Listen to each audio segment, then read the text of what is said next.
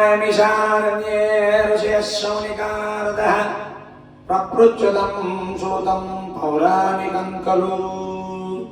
పూర్వకాలంలో సూత పౌరాణికుండు శివునికాది మహామనులందరూ కూడా ఒక దగ్గర సమావేశమైనారంట. పూర్వకాలంలో ఏమిటంటే భగవంతునికి ఆద్యోపహారం కోసం యజ్ఞాలు యాగాలు ఇవన్నీ నిర్వహిస్తూ ఉండేటువంటి వారు మహామునులు అందరూ కలిపి. అదే భాగంగా దీర్ఘ సత్రయాగం అనేది నిర్వహిస్తున్న సందర్భంలో సూత పౌరాణికుండు ఆ యొక్క యాగ మహోత్సవానికి చేశారు ఒకనాడు సమయంలో.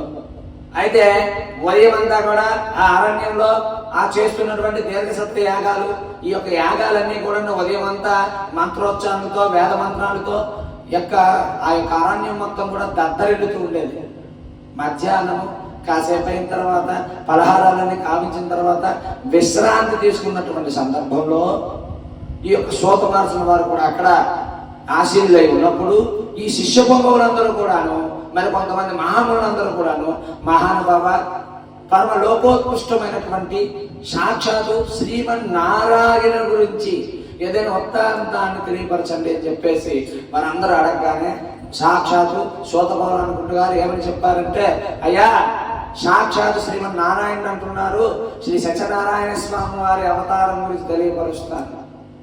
భక్తులందరూ ఈ యొక్క ఏదైతే ఈ యొక్క మహత్యం గురించి తెలియపరుస్తానో అత్యంత శుభాన్ని ఇచ్చేటువంటి సత్యనారాయణ స్వామి వారి గురించి తెలియపరుస్తాను, భక్తి శ్రద్ధలతో వినండి అని చెప్పి తెలియపరిచారు. అయితే ఇలా చెప్పే ముందు ఒకసారి గోవింద నామస్మరణ చేసుకోమన్నారు. గోవిందా గోవిందా. అయితే పూర్వకాలంలో నారద మహాముని స్వర్గమత్యాది 14 లోకాలు తిరిగి చివరికి భూలోకాన్ని చేరుకున్నారంట నారద మహాముని వారు. అయితే వీళ్ళు భూలోకాన్ని చేరుకోగానే భూలోకంలో ఉన్నటువంటి ప్రజలు ఏ విధమైనటువంటి అవస్థల్లో ఉన్నారంటే, ఒకరికి తిండి లేక, మరొకరికేమో సంతానం లేక, మరొకరికేమో భార్యాభర్తల మధ్య అన్యోన్యత లేక, ఒకరికి వివాహం కాక, మరొకరికి ఇలాగ అన్ని తిందామంటే మనశ్శాంతి లేక, ఇలా చాలా ఇబ్బందుల్లో ఉన్నటువంటి ప్రజలు చూసి నారద మహాముని చాలా చెలించిపోయి సాక్షాత్తు శ్రీ సత్యలోకానికి వెళ్ళారు, అనగా విష్ణులోకానికి వెళ్ళారు. విష్ణులోకానికి వెళ్ళేసరికల్లా సాక్షాత్తు శ్రీమన్నారాయణమూర్తి వారు ఏ విధంగా ఉన్నారంటే శంఖము చక్రము గదా ధరించి దేదీప్యమానంగా వెలిగిపోతూ ఉన్నారు శ్రీ మహావిష్ణువు వారు. మహావిష్ణువు వారిని చూసినటువంటి నారద మహాముని శ్రీమన్నారాయణ శ్రీమన్నారాయణ శ్రీమన్నారాయణ అష్టాక్షరి జపించిన తర్వాత భూలోకంలో ప్రజలు పడుతున్నటువంటి కష్టాలన్నింటినీ కూడా శ్రీ మహావిష్ణువు వారికి తెలియపరిచారు నారద మహాముని వారు. తెలియపరచగానే మహావిష్ణువు వారు ఏమన్నారంటే, ఈ యొక్క కష్టాలు తెలియటువంటి ఉపాయం ఏదైనా ఉంటే నారద మహాముని వారు అడగగానే మహావిష్ణువు వారు ఏమని చెప్పారంటే, సాక్షాత్ నా యొక్క అవతారమే శ్రీ సత్యనారాయణ స్వామి వారి అవతారం. ఎవరైతే సత్యమాడి లోకత్వం చూపించకుండా నా యొక్క వ్రతాన్ని చేస్తారో వారికి తీరినటువంటి కోరికలు వెంటనే తీరుతాయి, కలిగినటువంటి కష్టాలు వెంటనే తొలుగుతాయి అని చెప్పేసి శ్రీ మహావిష్ణువు వారు తెలియపరిచారు. మరి వెంటనే నారద మహాముని, అయ్యా మహానుభావ, ఈ యొక్క సత్యనారాయణ స్వామి తాలూకు వ్రతాన్ని అంటున్నారు, ఏ విధంగా చేయాలో తెలియపరచండి అని చెప్పారు. చెప్పగానే సాక్షాత్తు మహావిష్ణువు వారు ఏమని చెప్పారంటే, మాఘవే మాసే కార్తీక దినే కస్మిన్ దినే వర్షంతు. అంటే మాఘమాసంలో కానీ, వైశాఖ మాసంలో కానీ, కార్తీక మాసంలో కానీ, శ్రావణ మాసంలో కానీ కస్మిన్ దినే నష్టం వచ్చిన శుభకార్యానంతరం కష్టాల్లో ఉన్నప్పుడు ఈ యొక్క ఎట్టి పరిస్థితుల్లోనే ఈ యొక్క వ్రతాన్ని చేయొచ్చు అని చెప్పేసి తెలియపరిచారు. మరి వ్రతాన్ని ఎవరు చేయాలన్నారు? బ్రాహ్మణ క్షత్రియ వైశ్య శూద్ర చాతుర్వర్ణాదులు కూడా చేయొచ్చు అని చెప్పారు.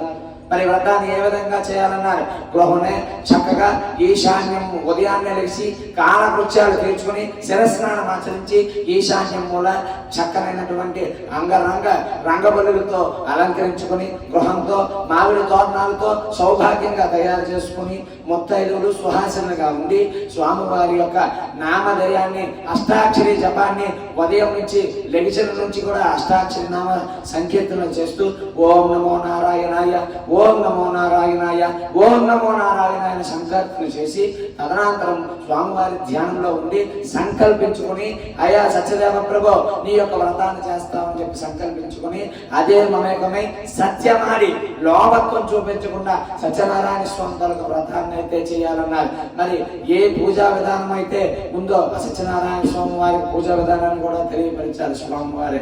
ఏ విధంగా తెలియపరిచారంటే, ముందుగా ఈ యొక్క గణపతి దేవుడికి ఆరాధన చేసి సాక్షాత్తు విఘ్నేశ్వర బుద్ధిని గావించిన తర్వాత గృహంలో శుద్ధ్యార్థం లఘుస్వస్తు పుణ్యావాచనం కార్యక్రమాలన్నీ కావించిన తర్వాత చక్కనైనటువంటి ముత్యములతో గాని బియ్యములతో గాని స్వామివారికి మండలారాధన చేసి అందులో ఆదిత్యాది నవగ్రహాలను, ఇంద్రాది అష్టదిక్పాలకులను, పంచలోక పాలకులను, అలాగే బ్రహ్మ విష్ణు మహేశ్వరులను వారి యొక్క ధర్మపత్రులతో పాటు అట్లాగే గ్రామదేవత, గృహదేవత, ఇష్టదేవత, కులదేవత, స్థల దేవత, సుహాసిని దేవతలందరినీ కూడా మండపంపై ఆహ్వానపరిచి మండపం మధ్య సత్యనారాయణ స్వామి వారిని అధిష్టాన దేవతగా ఆహ్వానం చేసి వారి ప్రీత్యార్థం సమస్త దేవతలకు ప్రీత్యార్థంగా ఒక కలశాన్ని చక్కగా అలంకరించి సుందరమైనటువంటి అలంకార రూపంలో స్వామివారి కలశాన్ని ఏర్పాటు చేసి పూర్ణ ఫల నిమిత్యార్థాన్ని, పూర్ణ ఫలాన్ని ఆ యొక్క మండపై ఉంచి సత్యనారాయణ స్వామి తాలూకా ప్రతిమను ఒక కలశం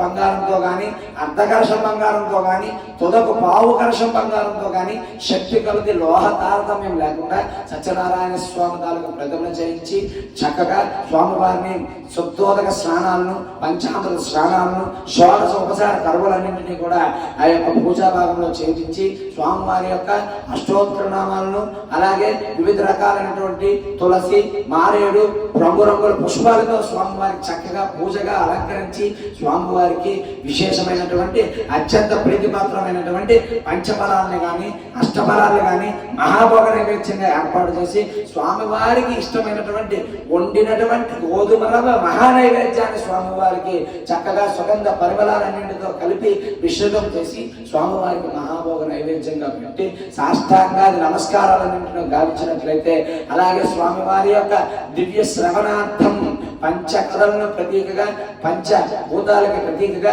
పంచకథలను కూడా భక్తి శ్రద్ధలతో విని గోవిందనామ స్మరణ చేసుకుంటూ ఆచార్య బ్రాహ్మణోత్తముడి వద్ద వ్రత కథ ఫల సిద్ధి వస్తున్న ఆశీర్వచనం పొందినట్లయితే ఈ యొక్క సత్యనారాయణ స్వామి తాలూకా వ్రతం చేసినట్టు పూర్తవుతుందని చెప్పి సాక్షాత్ మహావిష్ణువు వారే నారద మహామునితో ఈ వృత్తాంతాన్ని మొత్తాన్ని తెలియపరిచారు. అయితే ఈ వృత్తాంతాన్ని అంతా కూడాను సూత పౌరాణికుడు, శిశుపౌరులు, అలాగే మిగతా మునులందరికీ కూడా ఈ మొదటి అధ్యాయంలో ఈ విధంగా తెలియపరిచాడు. శ్రీమద్రమారమణ గోవింద, రమారమణ గోవింద, ఇందిరారమణ గోవింద, గోవింద.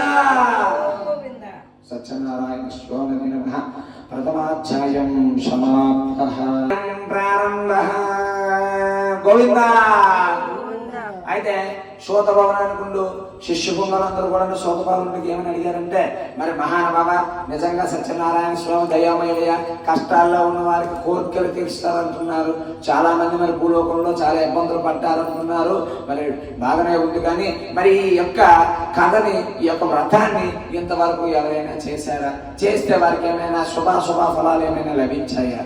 అట్లాంటి వృత్తాంతం ఉంటే తెలియపరచండి మహానుభావాన్ని. కానీ సాక్షాత్ సూత పౌరాణికుడు ఏమని చెప్పారంటే, దానికి కూడా చక్కనైనటువంటి వృత్తాంతం ఉంది. ఇవి ద్వితీయాధ్యాయంలో తెలియపరుస్తాను, భక్తి శ్రద్ధలతో వినండి. గోవిందా గోవిందా. అయితే పూర్వకాలంలో సునందుడు అనేటువంటి ఒక బ్రాహ్మణుడు ఉండేవాడు. బ్రాహ్మణుడు అంటే వాడు ఏమిటంటే చాలా పేద బ్రాహ్మణుడు. వాడి పని ఏమిటంటే ప్రతిరోజు ఉదయాన్నే నగరం కాలకృత్యాలు తీర్చుకోవడం, సంధ్యావందనం గావించడం, ఊరిలోకి వెళ్ళి భిక్షాటన చేసుకుని ఏదైతే వస్తుందో దానితో చక్కగా ఏదో విధంగా ఆపసోపాలు పడుతూ కష్టాలు పడుతూ జీవనం సాగిస్తూ ఉండేవాడు బ్రాహ్మణుడు. కొన్నాళ్ళకి అదే ఊరిలో రోజు పెచ్చనెత్తుకోవడం, ఈ చూసినటువంటి వారు కొన్నాళ్ళకి ఈ ఏదో దొరికే తృణమో ప్రాణమో కూడా దొరకడం పోయింది. వారికి భార్య, 2 పిల్లలు, వారి సంసారంలో వాడు చాలా కష్టాలు అందిస్తూ ఉండేటువంటి వాడు. పిల్లలు తినడానికి తిండి లేక నానా అవస్థలు పడుతూ ఉండేవారు. అట్లాంటి పరిస్థితుల్లో ఒకనాడు రాత్రి సునందుడు అనేటువంటి ఆ బ్రాహ్మణుడికి అర్ధరాత్రి సమయంలో ఒక ఆలోచన వచ్చిందండి. ఏమిటా ఆలోచన అంటే, నాకు తెలిసినవి రెండే రెండు. ఒకటి వేదాన్ని అభ్యసించడం, లేదా భిక్షాటన చేసుకోవడం. ఈ రెండు కూడా చేయడానికి ఇక్కడ ఆస్కారం లేదే. ఈ భిక్షాటన ఏదో నేను కాశీయో గయ్యో వెళ్ళిపోతే అక్కడ భిక్షాటన ఒక 6 నెలలో సంవత్సరమో చేసుకుని మరలా ఊరొచ్చి ఏదో పాడి పశువు ఏదో కొనుక్కుంటే ఆ కొంత ధనం ఆర్జించిన తర్వాత చక్కగా భార్య పిల్లలతో జీవనం సాగించవచ్చు, కనీసం మనకి తిండికైనా లోటు లేకుండా ఉంటుందని చెప్పి ఆలోచించాడు అర్ధరాత్రి సమయంలో. మరి ఆలోచించిన తడువాయే వెంటనే భార్య పిల్లలకు కూడా చెప్పకుండా అర్ధరాత్రి సమయంలో ఇల్లు వదిలి కాశీ నగరానికి ప్రయాణమైపోతూ ఉన్నాడు. సత్యనారాయణ బ్రాహ్మణ ప్రియ. సత్యనారాయణ స్వామి వారికి బ్రాహ్మణుడు అంటే అత్యంత ఇష్టమ చేతను ఈ బ్రాహ్మణుడు కాశీ నగరానికి ప్రయాణమయ్యారు కదా అర్ధరాత్రి సమయంలో. మరి ఆ బ్రాహ్మణుడికి ఎదురుగా సాక్షాత్ శ్రీ సత్యనారాయణ స్వామి వారే ఒక ముసలి బ్రాహ్మణ రూపంలో ఎదురుగా వచ్చి, ఏమయ్యా అర్ధరాత్రి పూట ఇలా అలు పెరుగు లేకుండా పయనిస్తున్నావు అంటే నువ్వేదో కష్టంలో ఉంటేనే వెళ్తున్నావు, నీ కష్టం ఏమిటో చెప్పు, నాకు తోచినటువంటి ఉపాయాన్ని మీకు తెలియపరుస్తానన్నాడు. ఎవరైనా కష్టం ఏంటో చెప్పాను, కానీ మనకు ఉన్నటువంటి కష్టాలు ఉన్నవి లేనివి అన్ని ఎలా అయితే సంబోధిస్తామో అలాగే ఈ బ్రాహ్మణుడు ఆ యొక్క ఎదురుగా ఉన్నటువంటి ముసలి బ్రాహ్మణుడికి సత్యనారాయణ స్వామి అవతారంలో ఉన్నటువంటి ఆ స్వామి వారికి మొత్తం తనకున్నటువంటి కష్టాన్ని తెలియపరిచారు. ఆయన ఏమన్నారంటే, ఏమయ్యా నీకు కష్టం వచ్చిందని చెప్పి భార్య పిల్లల్ని విడిచిపెట్టి వెళ్ళిపోవడం ఎంతవరకు సబబు? నువ్వు ఒక బ్రాహ్మణత్వంలో ఉంటున్నావు, నీకు తెలియదా? నీకు కష్టం వచ్చినా నష్టం వచ్చినా ఏ కష్టాల్లో సుఖాల్లో అయినా భార్యను విడిచిపెట్టి వెళ్ళకూడదని నీకు తెలియదా? పైగా పిల్లల్ని విడిచిపెట్టి వెళ్తున్నావా? నీ కష్టాన్ని తెలియ ఉపాయం తెలియపరుస్తానని చెప్పారు. ఏమీ లేదయా, చక్కగా సత్యనారాయణ స్వామి గారి వ్రతాన్ని చేసుకో, నీ కష్టాలు వెంటనే తీరుతాయని చెప్పారు స్వామివారు. మరి ఏ విధంగా కష్టాలు, ఏ విధంగా సత్యనారాయణ స్వామి గారి వ్రతాన్ని చేయాలని చెప్పి అడగగానే వెంటనే ఏమని చెప్పారంటే, ఇందాక మనం మొదటి అధ్యాయంలో ఏ విధంగా చేయాలో తెలియపరిచారు కదా, ఆ విధంగా మొత్తాన్ని వివరించారు. వివరించిన తర్వాత సునందుడు సంతోషించాడు. ఇంటికి వచ్చి భార్య పిల్లల్ని అర్ధరాత్రి సమయంలోనే లేపేసి, అమ్మా నేను ఇలా కాశీనగరానికి వెళ్ళిపోదాం అనుకున్నాను, మిమ్మల్ని అందరినీ విడిచిపెట్టి ఒక సంవత్సరమో ఒక 6 నెలలు అయిన తర్వాత కొంత ధనం సంపాదించారు, మళ్ళా వద్దాం అనుకున్నాను, ఈలోపు మీరు ఏదో విధంగా బతుకుతారులే అని చెప్పేసి వెళ్ళిపోదాం అనుకున్నాను. కానీ మార్గ మధ్యంలో ఒక మహాముని కనిపించి ఈ యొక్క సత్యనారాయణ స్వామి వ్రతం తాలూకా వృత్తాంతాన్ని మొత్తాన్ని వివరించారు. మనం వెంటనే రేపే సత్యనారాయణ స్వామి తల వ్రతాన్ని చేసేద్దామని చెప్పి నిర్ణయించుకున్నారు. ఆ రాత్రి నిద్ర వచ్చి రాని సందర్భంలో మరుసటి రోజు ఉదయాన్నే బ్రహ్మముహూర్తంలో లేచి భార్యతో ఏమని చెప్పారంటే, నేను ఊరిలోకి వెళ్ళి సత్యనారాయణ స్వామి కోసం అని చెప్పి భిక్షాటన చేస్తాను ఈరోజు, నువ్వు మాత్రం ఇంటిలో చక్కని రంగవల్లులతో అలంకరించి మామిడి తోరణాలు కట్టి సాయంత్రం ఎలాగైనా మనం సత్యనారాయణ స్వామి తాలూకా వ్రతాన్ని చేసేద్దామని చెప్పేసి భార్యతో చెప్పి వెళ్ళిపోయారు. మీరు మాత్రం ఈరోజు సత్యమాడే ఉండాలి, అసత్యమాడితే సత్యనారాయణ స్వామి తాలూకా వ్రతాన్ని ఫలం రాదు కదా, సత్యమాడి లోకత్వం చూపించకుండా ఇంటిలో చక్కగా భగవన్నామస్మరణతో కూర్చోండి అని చెప్పారు భార్య పిల్లలకి. ఈ సునందుడు అనేటువంటి బ్రాహ్మణుడు ఊరిలోకి వెళ్ళాడు. వెళ్తూ ఏమనుకున్నాడంటే, సత్యదేవ ప్రభు, ఈ రోజు నేను భిక్షాటన చేయగా ఏదైతే లభిస్తుందో దానితో నీ యొక్క వ్రతాన్ని చేస్తారని చెప్పి సంకల్పించుకున్నాడు. సంకల్పించుకుని సత్యదేవ సత్యదేవ సత్యదేవ సత్యదేవ సత్యదేవ సత్యదేవ అనే స్వామివారి యొక్క జపాన్ని చేసుకుంటూ ఊరిలోకి వెళ్ళాడు. ఊరిలోకి వెళ్ళగానే ఎప్పుడైనా మనకి కావాలంటే ఎవరైనా ఇస్తాడేమో తెలియదు, కానీ దేవుడి పేరు చెప్పి దేవుని కోసం ఏదైనా అడిగితే ఎవరికి తోచిన సహాయాన్ని వారు చేస్తారు, అవును కదా.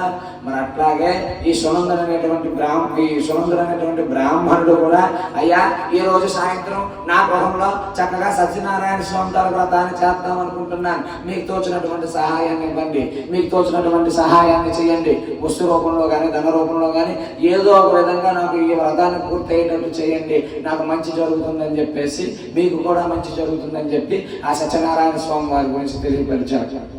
అయితే ఎవరికి తోచినటువంటి సహాయాన్ని వారు చేశారు. బట్టల వ్యాపారి బట్టల స్వామి వారికి కావాల్సినటువంటి మండపారాధనకు కావాల్సినటువంటి ఒక్క వస్త్రాలను ఇచ్చారు. అలాగే పచారి సామాన్ల వారు స్వామివారికి ప్రసాదం కావలసినటువంటి సామాగ్రిని ఇచ్చాడు. అలాగే పుష్పాలు ఎక్కడెక్కడో సంగ్రహించి తీసుకొచ్చాడు. అలాగే పళ్ళును తోటల్లోకి వెళ్ళి వాళ్ళకి అడిగితే వాళ్ళకి కావాల్సినటువంటి సామాగ్రిని ఎవరికి తోచినటువంటి సహాయాన్ని వారు సత్యనారాయణ స్వామి పేరు చెప్పగానే ఇస్తూ ఉన్నారు. మెట్ట మధ్యాహ్నం సమయం అయ్యేసరికల్లా సున్నందుడు ఒక్క వ్రతానికి కావాల్సినటువంటి సామాగ్రి కాదు, దాదాపుగా 10 వ్రతాలు చేసేటువంటి సామాగ్రి సమకూరింది. చాలా సంతోషించాడు.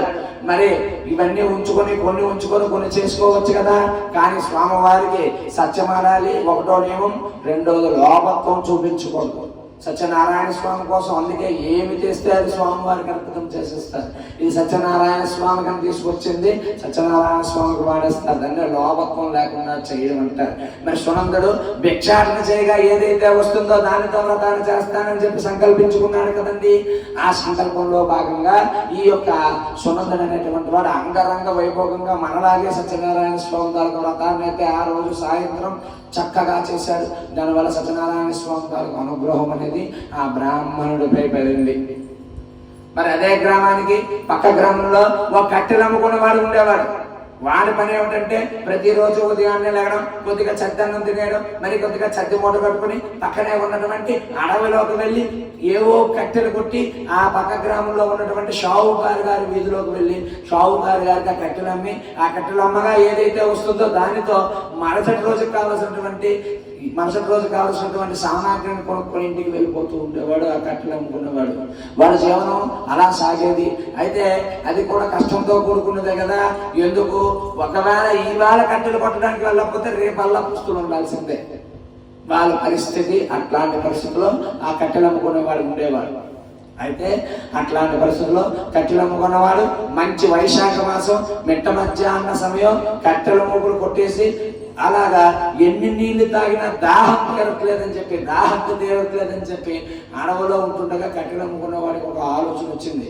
ఏమైనా ఆలోచన వచ్చిందంటే, ఎన్ని నీళ్లు తాగినా దాహం తీరట్లేదే, ఊర్ర పెట్టినటువంటి ఒక ఉసిరికాయని తిని గుక్కటి నీళ్లు తాగితే దాహం తీరుతుందంటారే, పక్కనే ఉన్నటువంటి అగ్రహారంలోకి వెళ్దాం.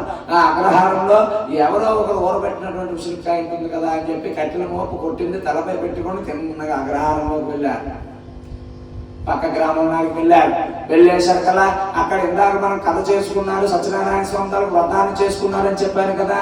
సునందుడు చక్కగా నూతన గృహప్రవేశం చేస్తున్నాడు. ఆ సందర్భంలో ఆ గ్రహారంలో వెళ్ళేసరికల్లా కట్టెలు అమ్ముకున్న వాడు నిర్ఘాతపోయాడు. ఎందుకు, ఈయన మొన్నటి వరకు భిక్షాటన చేసుకునేవాడు కదా. ఇంత వేగంగా ఈ యొక్క గృహ ప్రవేశం ఎలా చేస్తున్నాడు, వైభోగంగా చేస్తున్నాడు, ఆయనకి ఎలా ఈ సంపద లభించిందని చెప్పి అక్కడ కూర్చుండిపోయాడు. దాహం సంగతి మర్చిపోయాడు. మనలాగే గోవిందా అంటే గోవిందా అంటున్నాడు. నారాయణ నారాయణ నారాయణ నమో నారాయణ అంటే అష్టాక్షరి జపాన్ని చెబుతూ ఉన్నాడు కట్టెలు అమ్ముకునేవాడు. సరే, వ్రతం అయిపోయింది.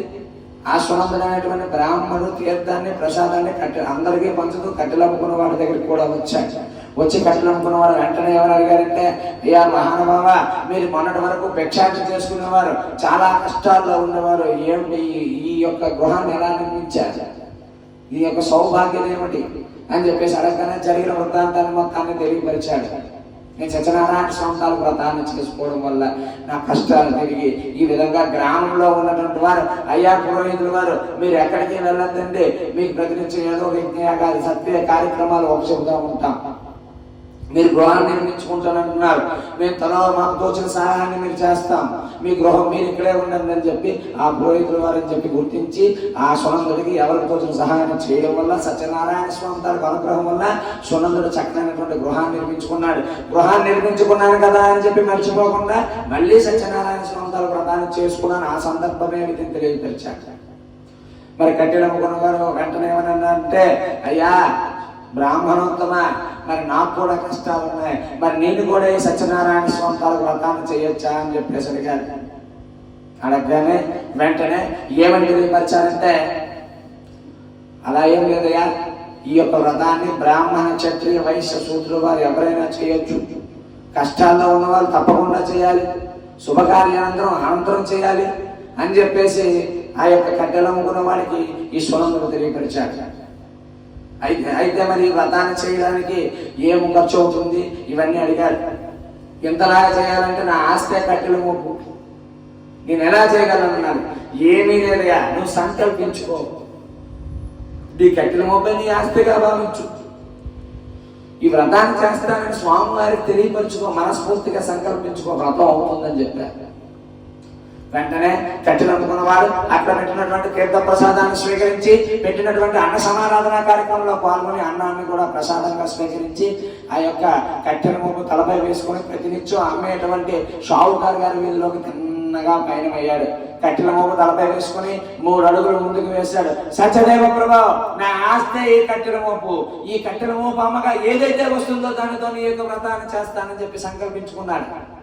సంకల్పించుకుని ఎలాగైనా వ్రతాన్ని చేయాలని నిర్ణయం చేసుకున్నాడు. సత్యదేవ సత్యదేవ సత్యదేవ సత్యదేవ సత్యదేవ అనుకుంటూ పయనమయ్యాడు. ప్రతినిత్యం కట్టెల మోపు అమ్మడానికి ఏ షావుకారు గారి వీధిలోకి వెళ్తారో ఆ షావుకారు వీధిలోకి వెళ్ళాడు.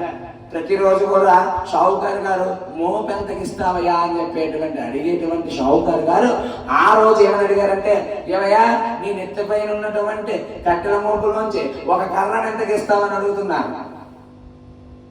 ఆశ్చర్యపోయాడు. ఇదేమిటది, షావుకారు గారు ఈ ఒక కర్ర ఎంతకి ఇస్తామని అడుగుతున్నారు ఏమిటని. సరే అని చెప్పి పైన ఉన్నటువంటి కట్టెల మోపుని కిందకి దించి చూసేసరికల్లా సత్యనారాయణ స్వామి దయ వల్ల మంచి గంధపు చెక్కలుగా మారిపోయాయి, మంచి సువాసన వెదజల్లుతూ ఉన్నాయి. వెంటనే ఆ యొక్క కట్టెలు అమ్ముకున్న వారు కూడా చాలా సంతోషించాడు. అనుకున్న ధనం కాకుండా 10 వ్రతాలకు కావాల్సినటువంటి వస్తు సామాగ్రికి కావాల్సినటువంటి ధనం అనేది లభించింది.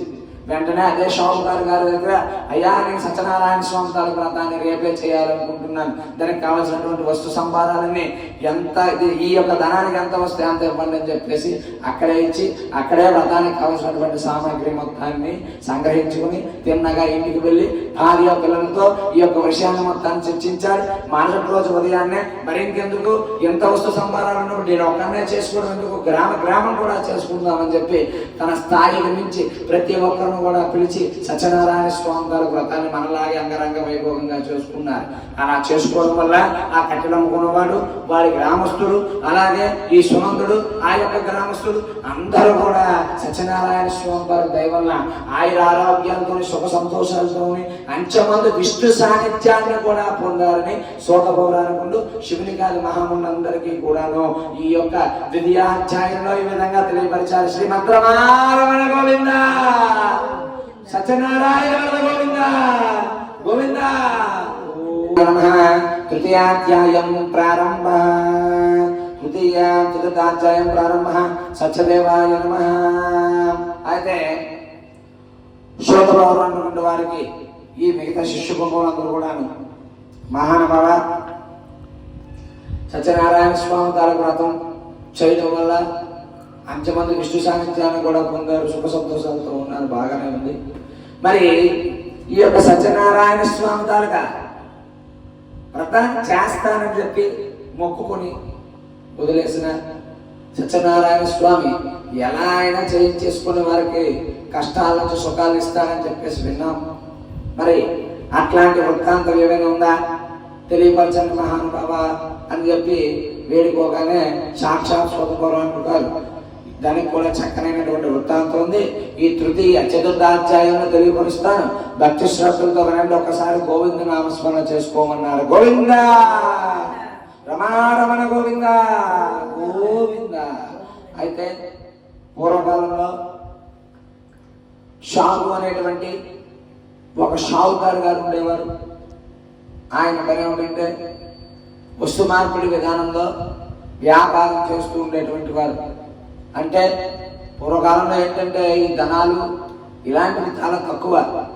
ఈ రాజ్యంలో దొరికినటువంటి వజ్రాలు వైడూర్యాలు తీసుకెళ్ళి వేరే రాజ్యంలో ఉన్నటువంటి మనులు మాణిక్యాలుగా మార్చడం, ఈ విధంగా వస్తు వ్యాపారాలు ఎక్కువగా సాగాయి. అలాగే ఈ షాదు అనేటువంటి షావుకారు గారు ప్రతినిత్యము కూడా వ్యాపారం చేద్దాం అనేక రాజ్యాలు తిరుగుతూ పడవలు వేసుకుంటూ వ్యాపారం కోసం చేస్తుండేటువంటి వారు. అయితే ఒక రాజ్యంలో ఉల్కాముకుడు అనేటువంటి ఒక మహారాజు ఉండేవాడు. ఆయన ఇంద్రియాలు జయించాడు. ప్రజారంజకంగా రాజ్యాన్ని పాలిస్తూ ఉండేటువంటి వాడు. ప్రజారంజకంగా అంటే ప్రజలు నచ్చేటువంటి మహారాజుగా ఉండేవాడు. అయితే బల్కాముకుడికి యువరాజు లేడు. యువరాజు లేకపోతే ఏమవుతుంది? తదనంతరం రాజ్యాన్ని ఎవరు వేలుతారో తెలియదు. ఏ సామంతులు వస్తారో, శత్రురాజులు వస్తారో, ఎవరు వస్తారో తెలియదు. రాజ్యం యావత్తు కూడా అదే బాధలో ఉండేటువంటి వారు, అదే చింతనతో ఉండేటువంటి వారు. అట్లాంటి పరిస్థితుల్లో బల్కాముకుడు పెద్ద వేద సభను ఏర్పాటు చేశాడు. శస్త్ర వైద్యులు, శాస్త్ర వైద్యులు, సాంకేతిక వైద్యులు, అలాగే శ్రీ పండితులు, కామరులు వీళ్ళందరూ కూడా ఒక పెద్ద వేద సభను ఏర్పాటు చేసి, అయ్యా మాకు కనుక యువరాజు కలిగేటువంటి ఉపాయం ఎవరైతే తెలియపరుస్తారో వారికి చక్కనైనటువంటి బహుమానం ఇస్తామని చెప్పి వివిధ రాజ్యాల నుండి కూడా దండోరా వేయించారు. అయితే వివిధ రాజ్యాల నుంచి పండితులు, పామరులు అందరూ కూడా వేయించేశారు. శస్త్రవైద్యులు, శాస్త్ర వైద్యులు కూడా వేయించేశారు. ఎవరికి తోచిన ఉపాయాన్ని వాళ్ళు తెలియపరుస్తూ ఉన్నారు. వారు చెప్పినటువంటి ఉపాయాన్ని మేము ఆల్రెడీ అమలు చేశామని చెప్పేసి తెలియపరుస్తూ ఉన్నారు. అట్లాంటి పరిస్థితుల్లో సభ మంచి రసవత్రంగా జరుగుతున్న సందర్భంలో ఒక బాల బ్రాహ్మణుడు లేచి, మహారాజా మీరు కనుక సత్యమాని లోభత్వం చూపించకుండా సత్యనారాయణ స్వామి తలకు వ్రతాన్ని చేస్తే మీకు ఖచ్చితంగా యువరాజు కలుగుతారని చెప్పేసి ఆ యొక్క బాల బ్రాహ్మణుడు తెలియపరిచాడు. మనం బాలవాక్య బ్రహ్మవాక్యగా పాటించినటువంటి రోజులవి. మరి అట్లాంటిది బాల బ్రాహ్మణుడు చెప్పారు కాబట్టి పండితులందరూ కూడా ఆమోదించారు. మహారాజు తన స్థాయికి తగ్గట్టుగా లోభత్వం చూపించకుండా సత్యనారాయణ స్వామి తల వ్రతాన్ని అయితే దంపతులు ఇద్దరు కూర్చొని ఆ యొక్క మహారాజు మహారాణి ఇద్దరు కలిపి రాజ్యం యావత్తు అంగరంగ వైభోగంగా సత్యనారాయణ స్వామి తల వ్రతాన్ని అయితే చేసుకున్నారు. చేసుకున్న తర్వాత మహారాణి గర్భం దాల్చింది, యువరాజు జన్మించారు. యువరాజు జన్మించారు కదా అని చెప్పి బల్కాముక మహారాజు వారు సత్యనారాయణ స్వామి వారిని మర్చిపోలేదండి. సత్యనారాయణ స్వామిని ఏమని వేడుకున్నారంటే, సత్యదేవ ప్రభు నీ యొక్క మహాప్రసాదమే మా యొక్క మహా యువరాజు. అయ్యా నేటిలాగైదు యువరాజు జన్మదినోత్సవ వేడుకలు మన రాజ్యంలో ఉన్నటువంటి భద్రకేతు నదీ తీరం ఒడ్డున నిర్వహిస్తున్నాం. ఆ జన్మదినోత్సవ వేడుకల్లో భాగంగా నీ యొక్క వ్రతాన్ని రాజ్యం యావత్తు కూడా కోలాహలంగా చేసుకుంటామని చెప్పి సత్యనారాయణ స్వామిని మొక్కుకున్నారు కదా.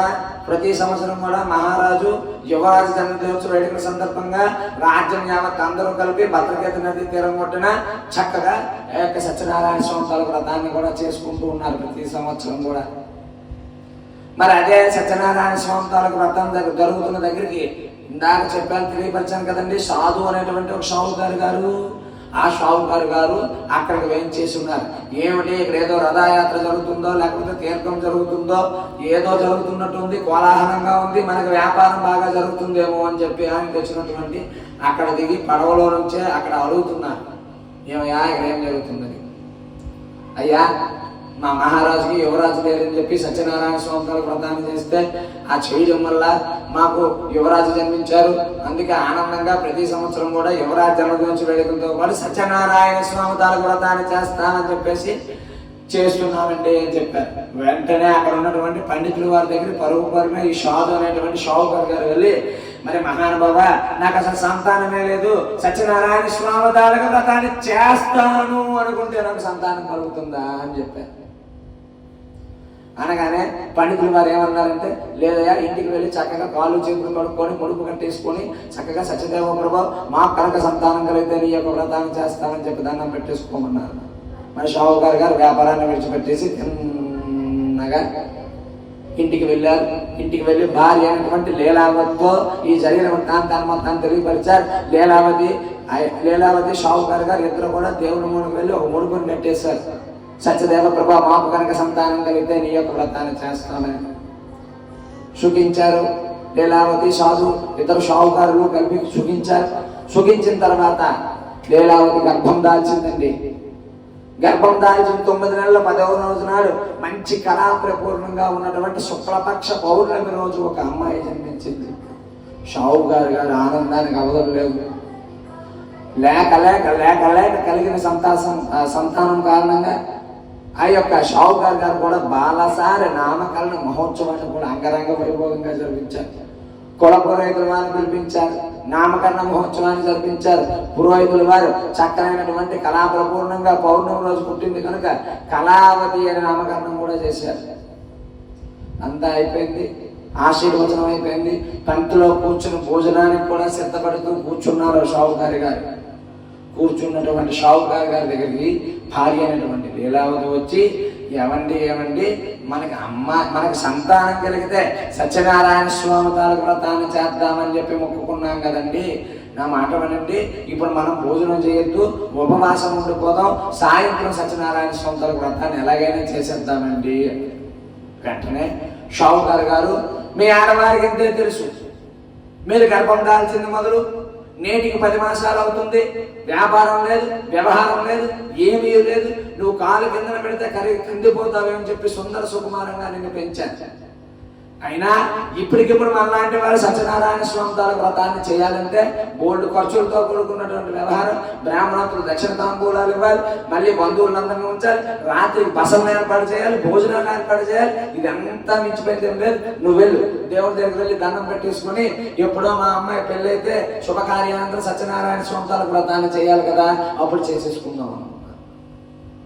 సరే అని చెప్పి లీలావతి సాక్షాత్తు శ్రీ దేవుని మూలకు వెళ్ళి, అయ్యా సత్యదేవ ప్రభు, రేపు పొద్దున్న మా అమ్మాయికి ఎప్పుడైనా వివాహం అవుతుంది కదా, వివాహం అని 16 రోజుల పండుగలో నీ యొక్క వ్రతాన్ని చేస్తామయ్యా. వాళ్ళు ఒక మండపం, నేను ఒక మండపం వేసి సత్యనారాయణ స్వామి వ్రతాన్ని చేస్తామని చెప్పి మొక్కేసుకున్నారు. షావుకారు గారు చక్కగా వ్యాపారం దినదినాభివృద్ధి చెందుతూ చక్కగా వ్యాపారం అనేది సాగుతూ వచ్చింది షావుకారు గారికి. అయితే పూర్వకాలంలో అష్టవర్షేణ పుత్రవర్ధేన పాలితామేమాని స్నేహేన పాలితాం. పూర్వకాలంలో ఆడవారికి అష్టవర్షములు అనగా 8 సంవత్సరాలు రాగానే వివాహం చేసేస్తూ ఉండేవారు పూర్వకాలంలో. మరి చూస్తుండగా పెళ్ళైనటువంటి కళావతికి 8 సంవత్సరాలు రానే వచ్చాయి. షావుకారు గారు చూస్తే దినదిన వ్యాపార అభివృద్ధి చెంది రత్నాల వ్యాపారంలో ఒక పెద్ద కిరీటాన్ని ధరించినంత శక్తికి వెళ్ళిపోయారు. అయితే మరి యొక్క షావుకారు గారికి ఒక్కగాని సంతానం, లేక పుట్టిన సంతానం, చాలా గారాభంగా పెంచుకున్నారు కూతురుని కళావతిని. అయితే కుల పురోహితుల వారిని పిలిపించే అయ్యా పురోహితుల వారు, చక్కనైనటువంటి గుణగణాలు కలిగినటువంటి నా యొక్క వ్యాపార సామ్రాజ్యాన్ని మొత్తాన్ని కూడా ఆయన చక్కగా చూసుకున్నటువంటి మంచి ఎల్లరికి పళ్ళుని ఎవరైనా ఉంటే తీసుకుని రండి అన్నారు. వెంటనే పురోహితుల వారు దక్షిణ తాంబూలాలు తీసుకున్నారు. ఊరు వాళ్ళంతా గాలించారు. గాలించిన తర్వాత చక్కనైనటువంటి గుణగణాలు కలిగినటువంటి ఒక చక్కనైనటువంటి సుందరమైనటువంటి ఒక అల్లుడిని అయితే తీసుకొచ్చారు. షావుకారు గారు కాలు కడిగి కన్యాదానం చేసుకుని అల్లుడిని ఎల్లరికని తీసుకొచ్చారు. పెళ్ళయింది, 16 రోజులు పండగ అయిపోయింది. లీలావతి కూడా సత్యనారాయణ స్వామి సంగతి మర్చిపోయింది. షావుకారు గారికి ఎలాగో గుర్తులేదు. చిన్నపిల్లైనటువంటి కళావతికి అసలు తెలియదు సత్యనారాయణ స్వామి గురించి.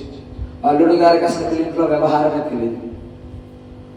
పెళ్ళైన 16 రోజులు పండగ అయిపోగానే షావుకారు గారు అల్లుడి గారి దగ్గరికి వచ్చి, ఏమయ్యా అల్లుడు, కూర్చొని చుంటే కొండలే తరిగిపోతాయి, పదా నీకు కూడా కొత్త పడవ చేయించాను, ఇద్దరం కలిపి వ్యాపారం వెళ్ళిపోదు అన్నారు. అల్లుడు గారు మామగారు మాట దాటకుండా ఇద్దరు కలిపి చక్కగా 2 పడవలు వేసుకొని వ్యాపారానికి అయితే వెళ్ళిపోయారు. ఇంట్లో తల్లి కూతురు వారి పని వారు చేసుకుంటూ ఉన్నారు. సత్యనారాయణ స్వామి వారికి పట్టరాని కోపం వచ్చి ఇదేమిటిది, భక్తి శ్రద్ధలతో చేయాలి, సత్యమాడాలి, లోభత్వం చూపించకుండా చేయాలి, ఇన్ని నియమాలతో చేస్తే నేను కటాక్షించి వారికి అంచెమంది విష్ణు సాన్నిధ్యాన్ని ఇస్తున్నానే, మరి అట్లాంటిది వీళ్ళు మొక్కుకుంటానంటేనే వీళ్ళకి వరప్రసాదాన్ని ఇచ్చాను, వీరి చేత ఎలా అయినా నేను వ్రతాన్ని చేయించేసుకుంటాను అనుకున్నాను సత్యనారాయణ స్వామి. చేమైనా కుడితే కానీ నారాయణానం కదా, వీరికి కుట్టి చూపించాలనుకున్నాను. వెంటనే అల్లుడు గారు మామగారు పడవలు వేసుకొని వ్యాపారానికి వెళ్ళారు. సాయంత్రం అయ్యేసరికల్లా ఒక రాజ్యానికి చేరుకునేసరికల్లా మామయ్య గారు ఏమన్నారంటే, అల్లుడు మనం వేసుకొచ్చినటువంటి వస్త్రాలు మార్చేద్దాం, ఇప్పుడు ఈ మనకు వచ్చినటువంటి గోన సంచులను రత్నాలు పట్టుకొని ఈ రాజ్యంలోకి వెళ్తే శిస్తు కట్టాల్సి వస్తుంది, నా అనుభవంతో చెబుతున్నాను. మనం ఇక్కడే మనం తెచ్చినటువంటి వస్త్రాలు మార్చేసి మన మూటలను తల కింద పెట్టుకుని ఈ చెట్టు కింద విశ్రాంతి తీసుకుందాం, తెల్లవారు వేసి వెళ్ళిపోదాం రాజ్యంలోకి అన్నారు. మామగారు మాట చెబడాడకుండా మామగారు ఏం చెప్పారు, అల్లుడు గారు అదే చేశారు. మరి సత్యనారాయణ స్వామి వారికి అయితే పట్టడానికి కోపం వచ్చింది కదా, వెంటనే సత్యనారాయణ స్వామి ఏం చేశారంటే, ఆ రాజ్యంలో ఉన్నటువంటి రాజుగారు ప్రతినిత్యం వేసుకునే కొన్ని ఆభరణాలు ఉంటాయండి. అంటే ప్రతినిత్యం వేసుకునే ఆభరణాలు అంటే ఏమిటి? పడుకున్నా కొన్ని ఆభరణాలు తీయరు, చేతికి మెడలోని ఏవో ఉంటాయి కదా. అలాగా ఆ రాజుగారు వేసుకున్నటువంటి ఆభరణాలు దొంగిలించి ఈ షావుకారు గారు అల్లుడు గారు ఏ చెట్టు కింద అయితే పడుకున్నారో ఆ చెట్టు కింద తీసుకొచ్చి విడిచిపెట్టేశారు. ఎవరు? సత్యనారాయణ స్వామి మాయ దొంగల రూపంలో వెళ్ళి రాజుగారి దగ్గర దొంగలించి ఇక్కడ తీసుకొచ్చి అల్లుడు గారి మామగారి పక్కన పడేసి మళ్ళా వెళ్ళి మహారాజుని మేలు కొలిపి వెళ్ళిపోయారండి. వెళ్ళిపోగానే వెంటనే మహారాజు వైపు చూశారు. చూడగానే చేతికి ఉండాల్సిన ఆభరణాలు లేవు, మెడలో ఉండాల్సినటువంటి కంఠాభరణాలు లేవు. ఏమైందా అని చెప్పి ఆరా తీసుకున్నారు. నేను ఇప్పుడే పడుకున్నాను, ఈ గార్నిద్దరిలోనే నాకే స్పృహ లేకుండా దొంగలించారంటే వాళ్ళు గజ దొంగలు అయి ఉంటారు. అయినా ఇప్పుడే దొంగతనం జరిగింది కాబట్టి రాజ్యానికి దగ్గరలో ఉండుంటారు. మంత్రుల్ని సామంతుల్ని అందరినీ పిలిచి భటులను పిలిపించి వెంటనే వెతకమన్నారు. దైవానుగ్రహం లేనప్పుడు ఏమవుతుంది? కష్టం నేరుగా మన ఇంటికి వచ్చేస్తుంది. ఇక్కడ దైవానుగ్రహం ఎవరికి లేదు, అల్లుడు గారికి మామగారికి లేదు. ఆ భటులు తిన్నగా వీళ్ళ దగ్గరికి వచ్చారు. వీళ్ళు చూస్తే శిస్తు కట్టాల్సి వస్తుందని వస్త్రాధారణ కూడా మార్చేశారు. తల కింద మూటలు పెట్టుకుని పడుకున్నారు. పక్కనే మహారాజు నగలు నిగనగా మెరుస్తూ ఉన్నాయి. వెంటనే వాళ్ళు తీసుకుని వచ్చి ఆ వాళ్ళ దగ్గర ఉన్నటువంటి గోడు సంచుల్ని వాళ్ళని మహారాజు నగల్ని తీసుకుని వచ్చి తిన్నగా మహారాజు దగ్గర నిలబెట్టారు. మహారాజు వెంటనే ఇవి నా నగలే, వీళ్ళే దొంగలించి ఉంటారు, మరి ఇంకేం విచారణ చేసేది ఏం లేదు అని చెప్పి చెరసాల్లో పడేయండి అని చెప్పి చెరసాల్లో వేస్తారు. అల్లుడు గారు మామగారి పరిస్థితి చెరసాల పాలైపోయింది. ఇంటి దగ్గర ఉన్నటువంటి తల్లి కూతురు పరిస్థితి, లీలావతి కళావతి పరిస్థితి ఏమైందంటే సత్యనారాయణ స్వామి సంగతి మర్చిపోయారు.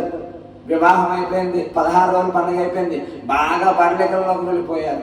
బడలికల్లోకి వెళ్ళిపోయారని చెప్పి గాఢ నిద్రలోకి వెళ్ళిపోయారు. ఆ రోజు రాత్రి గాఢ నిద్రలోకి వెళ్ళిపోగానే సత్యనారాయణ స్వామి తాలూకు మాయి దొంగలు వెళ్ళి వాళ్ళ ఇంటిలో ఉన్నటువంటి సర్వస్వం దోచుకొని వెళ్ళిపోయారు.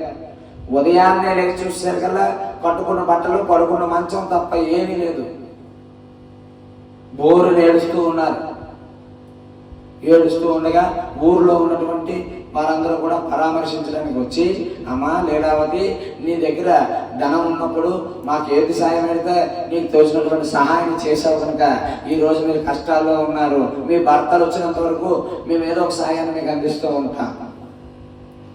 మేము రోజుకొకరు మీ ఇంటికి ఏదో ఒక మేము వండుకున్నటువంటి అన్నమో మేము ఉన్నటువంటి పదార్థాలను మీకు పంపిస్తాం, మీరు నిశ్చింతగా ఉండండి అని చెప్పి నచ్చజెప్పి వెళ్ళిపోయారు. అందుకే ఉన్నప్పుడు దానం చేస్తే లేనప్పుడు భగవంతుడే మన స్వరూపంగా కనిపిస్తారు. అట్లాంటి స్థితిలో లీలావతి నచ్చజెప్పి వాళ్ళందరూ వెళ్ళిపోయారు. అయితే చూస్తుండగానే పక్షం కలిసింది. 15 రోజులైంది. ఒకనాడు మధ్యాహ్నం చిన్నదైనటువంటి కళావతి వయసు అంతా 8 సంవత్సరాలే కదండి. ఆ అమ్మాయికి ఆకలి వేస్తుంది. అమ్మా నాకు ఆకలి వేస్తుందమ్మా, ఏం చేయమంటావు అని చెప్పేసి తల్లి అయినటువంటి లీలావతిని అడిగింది కళావతి. అడగగానే, అమ్మా నువ్వు ఆకలి వేస్తుంది, నాకు ఆకలి వేస్తుంది, నువ్వు చెప్పుకోగలిగావు, నేను చెప్పుకోలేకపోయినా నా పరిస్థితి అంతేనమ్మా. ఈరోజు మనకి ఎవరు ఏం తెచ్చివ్వలేదు, నాన్నగారు అల్లుడు గారు వచ్చినంత వరకు మనకి కష్టాలు తప్పవమ్మా అని చెప్పి ఒకరినొకరు బుద్ధాయించుకున్నారు. కాసేపు అయిన తర్వాత ఇంకా ఆకలి తీరకపోవడం చేత తల్లి అయినటువంటి లీలావతి కళావతి ఏమని చెప్పిందంటే, కళావతి నువ్వు అగ్రహారంలోకి వెళ్ళు, ఎవరింటి దగ్గర పెడతారు, ఇంటి దగ్గర తేకు, నాన్నగారు పోపడతారు తెలిస్తే, దయచేసి అగ్రహారంలోకి వెళ్ళి అక్కడ ఎవరో ఒకరు ఏదో ఒకటి ఇస్తే నువ్వు కొద్దిగా తినేసి నాకు కూడా కొద్దిగా తీసుకురామ్మా అని చెప్పి పంపించింది. కానీ చీకటి పడేలోకి వచ్చి మీకు మొన్నే పెళ్ళయింది అని చెప్పి జాగ్రత్త చెప్పి ఆ అమ్మాయిని పంపించింది. కళావతి ఏమో అనేది అక్కడ జరుగుతూ ఉంది. సత్యనారాయణ స్వామి తల వ్రతం జరుగుతూ ఉంటే కళావతి అక్కడ కూర్చుందండి. సరే ఎవరింటికి వెళ్ళడం ఎందుకు, దేవుడి పూజ జరిగితే అక్కడ ప్రసాదం ఇస్తారు కదా అని చెప్పి ఉద్దేశం మీద కూర్చుంది.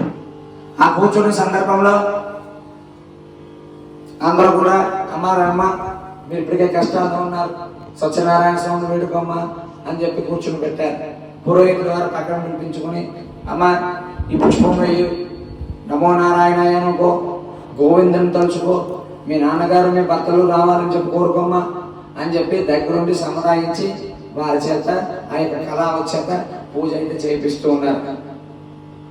పూజాం సమాప్త అన్నారు. కళావతి లేచి వెళ్ళిపోతుంది. తీర్థం ప్రసాదిస్తారులే అని చెప్పి నిల్చుంది. అమ్మా, ఈ సత్యనారాయణ స్వామి తాలూకు వ్రతం పూజ ఒకటే కాదు, వ్రతం కూడా ఉంటుంది, కథ కూడా ఉంటుందమ్మా అని తెలియపరిచారు. మా అమ్మగారు తిడతారంటే చెప్పి మధ్యలో లేచి వెళ్ళిపోతుంది. లేట్ అయితే, నువ్వేం తప్పు చేయడానికి రాలేదు తల్లి, నా మాట విను, ఈ కథ విను భక్తి శ్రద్ధలతో, కావాలంటే మేము ఇంటికి వచ్చి చెప్తామని చెప్పి నచ్చ చెప్పారు. ఆ కూతురుని అయితే కూర్చొని పెట్టారండి.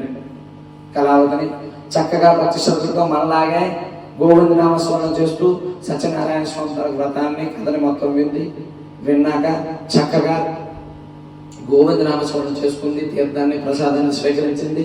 కొద్దిగా తీర్థం ప్రసాదం కూడా తల్లికి పట్టుకుని బయలుదేరింది. ఈలోపు ఇంట్లో ఉన్నటువంటి తల్లి నానా దుర్భాషలు ఆడిస్తుంది. ఇది చూస్తే ఎక్కువ వయసులో ఉంది, ఏ చెడు పని చేస్తుందో ఏమిటో ఆకలి కోసం ఉంది. తిన్నగా ఎదురుగా వెళ్ళి, అమ్మా నేను తప్పుడు పని చేయలేదమ్మా, సాక్షాత్ సత్యనారాయణ స్వామి తాలూకు వ్రతం అంటే అక్కడ కూర్చున్నానమ్మా. చేతిలో ఉన్న ప్రసాదాన్ని తీసి తల్లి చేతిలో పెట్టింది. వెంటనే తల్లి, అమ్మా సత్యనారాయణ స్వామి తాలూకు వరప్రసాదమే నువ్వు, సత్యనారాయణ స్వామి తాలూకు వ్రతాన్ని చేస్తామంటేనే నువ్వు మాకు పుట్టావు. సత్యనారాయణ స్వామిని మర్చిపోవడం వల్లే బహుశా మనకి కష్టాలు వచ్చుంటాయని చెప్పి వెంటనే పురోహితుల వారి దగ్గరికి పరుగున వెళ్ళి, అయ్యా పురోహితుల వారు, మేము కష్టాల్లో ఉన్నాం, మా పరిస్థితిని మీరు అర్థం చేసుకుని సత్యనారాయణ స్వామి తాలూకు వ్రతాన్ని మీరు ఎలాగైనా జరిపించండి. మా భర్తలు వచ్చిన తర్వాత మీకు ఇవ్వాల్సిన లాంఛనాలన్నీ మీకు ఇస్తాను, నా కష్టాలు తీరితే మిమ్మల్ని చూస్తానని చెప్పేసి వాళ్ళిద్దరు వేడుకున్నారు. కానీ మరి సత్యనారాయణ స్వామి తాలూకు వ్రతాన్ని చేయాలంటే భర్తలు ఉండాలా అని అడిగారు. లేదమ్మా, మీ భర్తలు విడిచిపెట్టినటువంటి శాసవస్త్రాలు పెట్టుకునైనా ఈ సత్యనారాయణ స్వామి తాలూకు వ్రతాన్ని చేయొచ్చు అని తెలియపరిచారు. వెంటనే భర్తలు విడిచిపెట్టినటువంటి శాసవస్త్రాలు పెట్టుకుని పక్కనే సత్యనారాయణ స్వామి తాలూకు వ్రతాన్ని మరుసటి రోజు ఉదయాన్నే చేశారు తల్లి కూతురు ఇద్దరు కూడా. చేసిన తర్వాత ఆ రోజు వేడుకున్నారు, సత్యదేవ ప్రభ, మా భర్తలు వచ్చినందుకు ప్రతిరోజు నీ యొక్క వ్రతాన్ని చేస్తామని చెప్పి ముక్కేసుకున్నారు ఇద్దరు తల్లి కూతురు. మరలా ఆ వ్రతాన్ని చేసిన తర్వాత మరుసటి రోజు ఆ యొక్క వ్రతం ఏ రోజైతే చేశారో ఆ చేసిన రోజు నాటి రాత్రి ఈ యొక్క ఉల్కాముడు అనేటువంటి మహారాజు కలలో కనిపించారు సత్యనారాయణ స్వామి. కనిపించి, అయ్యా మహానుభావ, నేటి పక్షం క్రితం ఇద్దరు షావుకారులు మొర్రో అని చెబుతున్నా, కేవలం మీ నగలు దొరికాయని చెప్పి విచారణ కూడా చేయకుండా వారిద్దరిని చెరసాల్లో పడేశారు. మహారాజా, మీ ధర్మాన్ని తప్పారు, మీరు ఎంత మహారాజైనా విచారణ చేశాకే శిక్షణ వేయాలి. వాళ్ళని తీసుకెళ్లి చెరసాల్లో పడేశారు. వాళ్ళు కేవలం దైవ దోషం వల్ల వాళ్ళకి ఇబ్బందులు కష్టాలు వచ్చాయి. దయచేసి వారిని వెంటనే విడిపించకపోతే మీరు చిక్కుల్లో పడిపోతారో అని చెప్పి కల్లో సత్యనారాయణ స్వామి కనిపించి తెలియపరిచారు మహారాజుకి. వెంటనే మహారాజు ఆ అర్ధరాత్రి సమయంలో నిద్రలో మేల్కొని పరుగున చెరసాల దగ్గరికి వెళ్ళి అల్లుడు గారిని మామగారిని విడిపించారు. అయ్యా, మీరు ఏదో దైవ దోషం వల్ల మీకు ఇబ్బంది వచ్చిందంట, నాకు ఏదో అనిపించింది, దయచేసి క్షమించండి అని చెప్పి వాళ్ళని క్షమాపణ వేడుకుని వారు తెచ్చినటువంటి కొంత ధనాన్ని సంచుల్ని కాకుండా మహారాజు కూడా మరి కొంత పారితోషికాన్ని ఇచ్చి, అలాగే కొంతమంది భటుల్ని సాయం పంపించి క్షురక్షౌరాది కర్మలన్నీ చేయించి ఆ అల్లుడు గారిని మామగారిని పంపించారు. తిన్నగా వారు ఇంటికి బయలుదేరుతున్న సందర్భంలో సత్యనారాయణ స్వామి అడుగడుగునా పరీక్షిస్తూ ఉంటాడు. అట్లాగే ఈ అల్లుడు గారిని మామగారిని మళ్ళా పరీక్షిద్దాం అనుకున్నారు సత్యనారాయణ స్వామి. అలా పరీక్షిద్దాం అనుకున్నటువంటి సందర్భంలో సత్యనారాయణ స్వామి కాసేపు ఈ అల్లుడు గారు మామగారు వారి యొక్క చిరునామా ఇచ్చి, అయ్యా ఇది మా చిరునామా, భటులారా మీరు మా ఇంటికి వెళ్ళండి, మంగళహారం తీసుకుని మా భార్యల్ని నది ఒడ్డుకు రమ్మనండి, మేము కాసేపు విశ్రాంతి తీసుకుని వస్తామని చెప్పి అల్లుడు గారు మామగారు ఒక చెట్టు కింద కూర్చొని విశ్రాంతి తీసుకున్నారు. తీసుకున్న సందర్భంలో సత్యనారాయణ స్వామి ఒక ముసలి సన్యాసి రూపంలో ఈ అల్లుడి గారి మామగారి దగ్గర మళ్ళీ వెళ్ళారు. వెళ్ళి, అయ్యా షావుకారుగా ఉన్నారు, మీరు ఏదో వ్యాపారం పెద్ద వ్యాపారం చేస్తున్నట్టున్నారు, పడవల నిండా రత్నాలు మనులు మాణిక్యాలు ఉన్నట్టున్నాయి, నేను అదిగో ఎదురుగా కనిపిస్తున్నటువంటి మారేడు చెట్టు కింద సత్యనారాయణ స్వామి తాలూకు మందిరాన్ని కడదామనుకున్నారు. లీలావతికి అయితే సత్యనారాయణ స్వామి అనగానే గుర్తొచ్చింది, షావుకారికి వస్తాదో రాదో అని చెప్పి పరీక్షించగానే షావుకారి గారు ఏమన్నారంటే, అయ్యా నువ్వే దొంగ సన్యాసిలా ఉన్నావు, నువ్వే మోసగాడిలా ఉన్నావు, దారి దోపిడీగాడిలా ఉన్నావు, మా యొక్క సంచుల్లో మనలు మాణిక్యాలు ఉన్నాయని నీకేం తెలుసు? అసలు మేము సాహుకారులమే కాదు, మేమేదో అడ్డాకులు తిప్పదేగలు మళ్ళీ పొదలు అమ్ముకోవడం కోసం అని చెప్పి సంగ్రహించడం కోసం అని చెప్పి అడవులోకి వచ్చాం, పడవలో నువ్వే అని చెప్పి దుర్భాషలాడి పంపించేశారు వాళ్ళే. ఆయన ఒక చిరునవ్వుతున్నవి కదా అస్తు అనుకుని వెళ్ళిపోయారు. సాక్షాత్ సత్యనారాయణ స్వామి ముసలి సన్యాసి రూపంలో వచ్చారు కదండి. ఒక చిరునవ్వు నవ్వి తదాస్తు అనుకుని వెళ్ళిపోయారండి. వెళ్ళిపోయిన తర్వాత కాసేపటికి విశ్రాంతి తీసుకున్నటువంటి అల్లుడు గారు, మామగారు, షావుకారు గారు పడవల దగ్గరికి వెళ్ళారు. పడవలన్నీ తేలిపోయి కనిపిస్తున్నాయి, సంచులు చూస్తే అలాగే ఉన్నాయి. సంచులు విప్పి చూశారు ఎందుకైనా మంచిదని. అందులో ఇందాక వీళ్ళు ఏమన్నారు? అడ్డాకులు తిప్పతీగలు మళ్ళీ పొదలన్నారు, అవే కనిపిస్తున్నాయి. మామగారు ఒడ్డును కూర్చొని పూర్ణ ఏడుస్తూ ఉన్నారు. ఆ ఏడుస్తున్నటువంటి మామగారిని అల్లుడు గారు తెలివైన వాళ్ళు కదండి. మామయ్య గారు ఎవరైనా ఏదైనా వచ్చి అడిగితే మనం నచ్చితే ఇవ్వాలి, లేదా నాకు అవసరం ఉందయ్యా నేను ఇవ్వనని చెప్పాలి, ఇది కరెక్ట్ కాదు కదా, ఇది మనం ఎక్కడో తప్పు చేసి ఉంటాము. పైగా ఇందాక వచ్చిన వాళ్ళు ఏ మహా సన్యాసిలా ఉన్నారు, మనం అన్ని మాట్లాడినా ఆయన నవ్వుకొని తదాస్తలుకొని వెళ్ళిపోయారు. నా మాట వినండి, ఆయన దగ్గరికి వెళ్తే ఏదో ఒక మంచిదైనా ఉపాయం జరుగుతుంది కదా, అక్కడికి వెళ్దాం పదండి అని చెప్పి పరుగున ఇద్దరు కూడా ఆయన దగ్గరికి వెళ్ళి సత్యనారాయణ స్వామి ఈలోపు ఏం చేస్తున్నారు? మారేడు చెట్టు మొదల్లో కూర్చొని ఓం నమో నారాయణాయ, ఓం నమో నారాయణాయ, ఓం నమో నారాయణ జపాన్ని చేసుకుంటున్నారు. వీళ్ళు రావడం చూసి అల్లుడు గారు, మామగారు ఆయన పాదాల మీద పడిపోయి తప్పు అయిపోయింది మహానుభావ క్షమించండి, ఇందాక మేము ఏదో దుర్భాషలాడేసాం, అందులో వజ్రాలు, వైడూర్యాలు, మరకతాలు, మాణిక్యాలు అన్నీ ఉండాలి, మేము రత్నాల వ్యాపారం మహానుభావ, మేము నిజంగా షావుకారులు అన్నారు. నాకెందుకయ్యా మీ ధనం, మీ సంచులతో నాకేం అవసరం? సత్యనారాయణ స్వామిని గుర్తు చేద్దామని మీ దగ్గరికి వచ్చా. ఇందాక లేవన్నారు కదా, లేవు, ఇప్పుడు ఉన్నాయంటున్నారు కదా, ఉంటాయి వెళ్ళండి అన్నారు. పరుగున మళ్ళీ పడవల దగ్గరికి వచ్చేసారు కదా. వజ్రాలు, వైడూర్యాలు, మరకతాలు, మాణిక్యాలు మహారాజు కూడా కొన్ని సంచరించి పంపించారు కదండి, అవన్నీ కూడా ఉన్నాయి. అల్లుడు గారు, మామగారు సంతోషించారు. తప్పైపోయింది సత్యదేవ ప్రభు అని చెప్పి జరిగిన వృత్తాంతాన్ని మొత్తాన్ని అల్లుడు గారికి తెలియపరిచారు. అల్లుడు నీ భార్య ఉందే కళావతి పుడితే సత్యనారాయణ స్వామి వ్రతాన్ని చేద్దామని మొక్కుకున్నాం, చేయకపోవడం వల్లే కష్టాలు వచ్చాయి, మనం ఇలా చెరసాల పాలైపోయాం. మీ పెళ్ళి అయితే చేద్దాం అనుకున్నాం, వాయిదా వేసాం, మీ పెళ్ళి అయిన తర్వాత చేద్దాం అనుకున్నా, అసలు పూర్తి సత్యనారాయణ స్వామి మర్చిపోయాం. అందుకే సన్యాసి రూపంలో ఉన్నటువంటి ఎవరో మహానుభావుడు గుర్తు చేశాడు. సరే మామయ్య గారు వెళ్ళగానే మనం ఎలాగైనా సత్యనారాయణ స్వామి వ్రతాన్ని చేసేద్దామని చెప్పి ఇద్దరు అనుకున్నారు, సంతోషించారు. అక్కడ లగాయత అల్లుడు గారు, మామగారు గుడ్డివాడు కనిపిస్తే దానం, సన్యాసి కనిపిస్తే దానం, వారికి వచ్చినటువంటి సహాయం చేసుకుంటూ ఇంటికి పయనమయ్యారు. ఈలోపు తల్లి కూతురు రోజుకొకసారి సత్యనారాయణ స్వామి వ్రతాన్ని చేస్తామని మొక్కుకున్నారు కదా, మళ్ళీ మరుసటి రోజు కూడా సత్యనారాయణ స్వామి వ్రతాన్ని అయితే చేస్తూ ఉన్నారు. వీళ్ళకి కొంతమంది భటులను ముందు పంపించారు కదా, వీళ్ళు మంగళహారతులు తెమ్మని.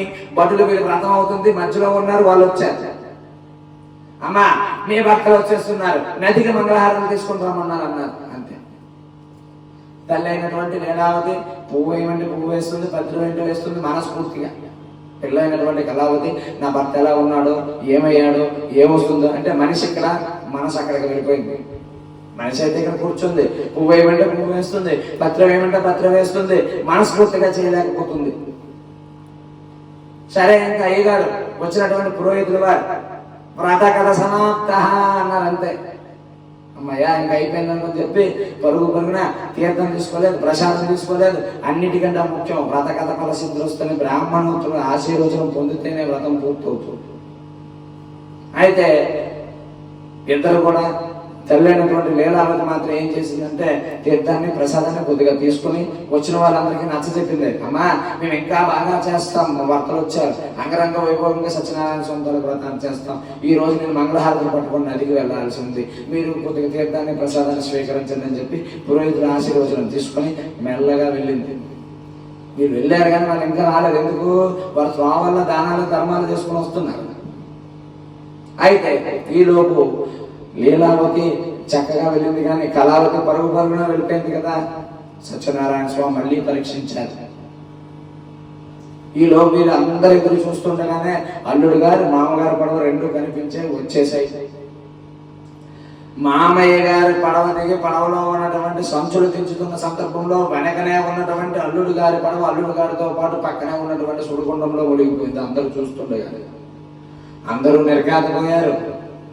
భార్య అయినటువంటి కళావతి ఏమంటుందంటే తండ్రితో, అయ్యా భర్త మరణించిన మరుక్షణమే మరణిస్తే పుణ్యస్త్రీగా చనిపోయినంటారే, మరి ఇంకెందుకు నేను కూడా సుడిగుండంలో దూకిస్తాను, పుణ్యశ్రీగా చనిపోయిన ఫలమైన వస్తుందని చెప్పి నాన్నగారు తప్పించుకుంటూ పరిగెట్టుకుంటూ వెళ్తుంటే తల్లి అయినటువంటి లీలావతి, ఆగమ్మా నువ్వు ఇందాక పూజ దగ్గర చాలా అపచారాలు చేసావు, మనస్ఫూర్తిగా చేయలేదు, పువ్వు ఏమంటే పువ్వు వేసావు, పత్ర ఏమంటే పత్ర వేసావు, తీర్థాన్ని కానీ ప్రసాదం కానీ బ్రాహ్మణాశీర్వచనం కానీ ఏమీ పొందలేదు, కనుక మనకి ఇలా జరిగి ఉంటుంది. సత్యనారాయణ స్వామి అంటేనే అడుగులను పరీక్షిస్తూ ఉంటారు.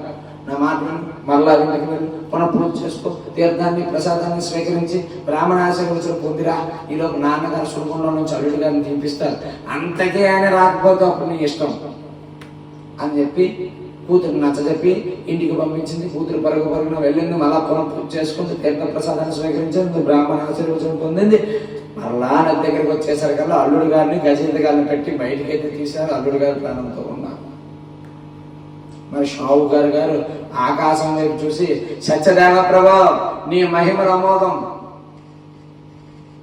నీ యొక్క పరీక్షలకి పరాకాష్ట మహానుభావ, మరి నాకు ఇంక ఓపిక లేదు మహానుభావ, ఈ క్షణమే ఎక్కడే ఈ నది ఒడ్డునే ఆ కనిపిస్తున్నటువంటి మర్రి చెట్టు కింద కూర్చొని నీ యొక్క వ్రతాన్ని నేను ఏదైతే మొక్కుకున్నానో 2 మండపాలు వేసి సత్యనారాయణ స్వామి తాలూకు వ్రతాన్ని, నేను ఒక మండపం అల్లుడు గారు ఒక మండపం వేసి వ్రతాన్ని చేస్తామని మొక్కుకున్నాం కదా, ఆ మొక్కు ఇప్పుడే తీర్చేస్తానని చెప్పి మరి ఇంటికి కూడా వెళ్లకుండా అక్కడే సత్యనారాయణ స్వామి తాలూకు వ్రతాన్ని షావు గారు అల్లుడు గారు ఇద్దరు కలిపి వైభోగంగా అంగరంగ వైభోగంగా సత్యనారాయణ స్వామి వారికి ఏ విధంగా మొక్కును చెల్లించేసుకున్నారు.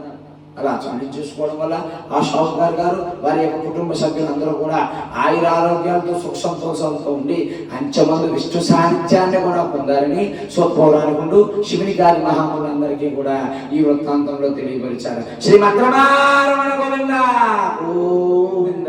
శ్రీ సత్యదేవాయ నమః. తృతీయ చతుర్థాధ్యాయం సమాప్తః. పంచమాధ్యాయం ప్రారంభః. అయితే శోత పౌరాణుడికి శిష్యులందరూ కూడాను, మహానుభావ సత్యనారాయణ స్వామి నిజంగా దయామయులయ్యా, ఆయన తాలూకు వ్రతాన్ని సంకల్పం చేసుకుని వదిలేసిన ఆయన ఎలాగైనా మన సత్యనారాయణ స్వామి వ్రతాన్ని అయితే చేయించిస్తారు. మరి సత్యనారాయణ స్వామి తాలూకా వ్రత విధానాన్ని మీరు క్లుప్తంగా తెలియపరిచారు, బాగానే ఉంది. వండినటువంటి గోధుమ రంగు మహానైవేద్యాన్ని సత్యనారాయణ స్వామి వారికి నివేదన చేయాలని చెప్పారు. మరి ప్రతినిత్యము వ్రతాలు యజ్ఞాలు నోములు అనుకుని చాలా మంది చేస్తూ ఉంటారు. అలాంటి వాళ్ళని నువ్వు తక్కువ జాతి వాడివి, నువ్వు ఇవి చేయకూడదు, నువ్వు అవి చేయకూడదు అని కొంతమంది హేళన చేస్తూ ఉంటారు. చిన్న జాతి వారు, మరి పూర్వకాలంలో చిన్న జాతి వాళ్ళు వండినటువంటి వంటకాల్ని పెద్ద జాతి వారు తినేవారు కాదు కదా. మరి సత్యనారాయణ స్వామి ప్రసాదం మరి వండిందే కదా, మరి అలా అని చెప్పేసి తిరస్కరిస్తే స్వామివారు వారికి ఏమైనా తత్వాన్ని తెలియపరుస్తారా? అట్లాంటి వృత్తాంతం ఏమైనా తెలియపరచండి మహానుభావ అని చెప్పి వేడుకున్నాను. అలా వేడుకోగానే శోత పౌరాణులు వారు ఏమని అంటున్నారంటే, దానికి కూడా ఈ రోజుకి ఈ క్షణానికి ఆఖరి అధ్యాయంగా తెలియపరుస్తూ ఉన్నాను. భక్తి శ్రద్ధలతో వినండి, గోవిందుని తెలుసుకోండి. గోవింద సత్యనారాయణ వరద గోవింద గోవింద. అయితే పూర్వకాలంలో రత్నకేతుపురం అనేటువంటి ఒక మహారాజ్యం ఉండేది. ఆ యొక్క మహారాజు మగుటం లేని మహారాజు, తనకున్నటువంటి 2 భార్యలు 4 కుమారులు. ఆయనకి ఏదైతే ఆయన పేరు చెప్తే చుట్టుపక్కల ఉన్నటువంటి మహారాజులందరూ కూడా వెలకలాడిపోతారు. ఆయనకు ఉన్నటువంటి అశ్వ సంపద కానీ గజ సంపద కానీ. పూర్వకాలంలో మహారాజుల ఆస్తుల్ని ఎలా కొలిచేవాళ్ళు? ఇన్ని ఏనుగులు ఉన్నాయి, ఇన్ని గుర్రాలు ఉన్నాయి, ఎంతమంది భటులు ఉన్నారు, ఆయన పేరు చెప్తే పక్క రాజ్యం వాడికి భయం, ఈ విధంగా కదా కొలిచేవారు పూర్వంలో. అలాగా మహారాజు పేరు చెప్తే చుట్టుపక్కల రాజ్యాలందరూ కూడా గలగలాడుతారు, శత్రు రాజులు అంటూ ఉండరు. అట్లాంటి మహారాజు కూడా ఒక అలవాటు ఉండేదండి. ఏమిటి అలవాటు? ప్రతి పక్షానికి ఒక రోజు అడవికి వెళ్ళి ఏదో ఒక జంతువుని వేటాడి సంహరిస్తే కానీ మళ్ళీ అంతఃపురానికి చేరుకునేవాడు కాదు మహారాజు. ఆయనకు అదొక అలవాటు ఉండేది. అదే రాజ్యానికి చెరువులో కొంతమంది యాదవ కులస్తులు ఉండేవారు. ఆ యాదవ కులస్తులు ఎక్కువగా ఏ భగవంతుని ఆరాధన చేస్తారు? విష్ణు ఆరాధన చేస్తారు, అంతే కదా. యాదవులు ఎక్కువగా సాక్షాత్ విష్ణుమూర్తి స్వరూపంగా భావించి విష్ణు ఆరాధన చేస్తారు.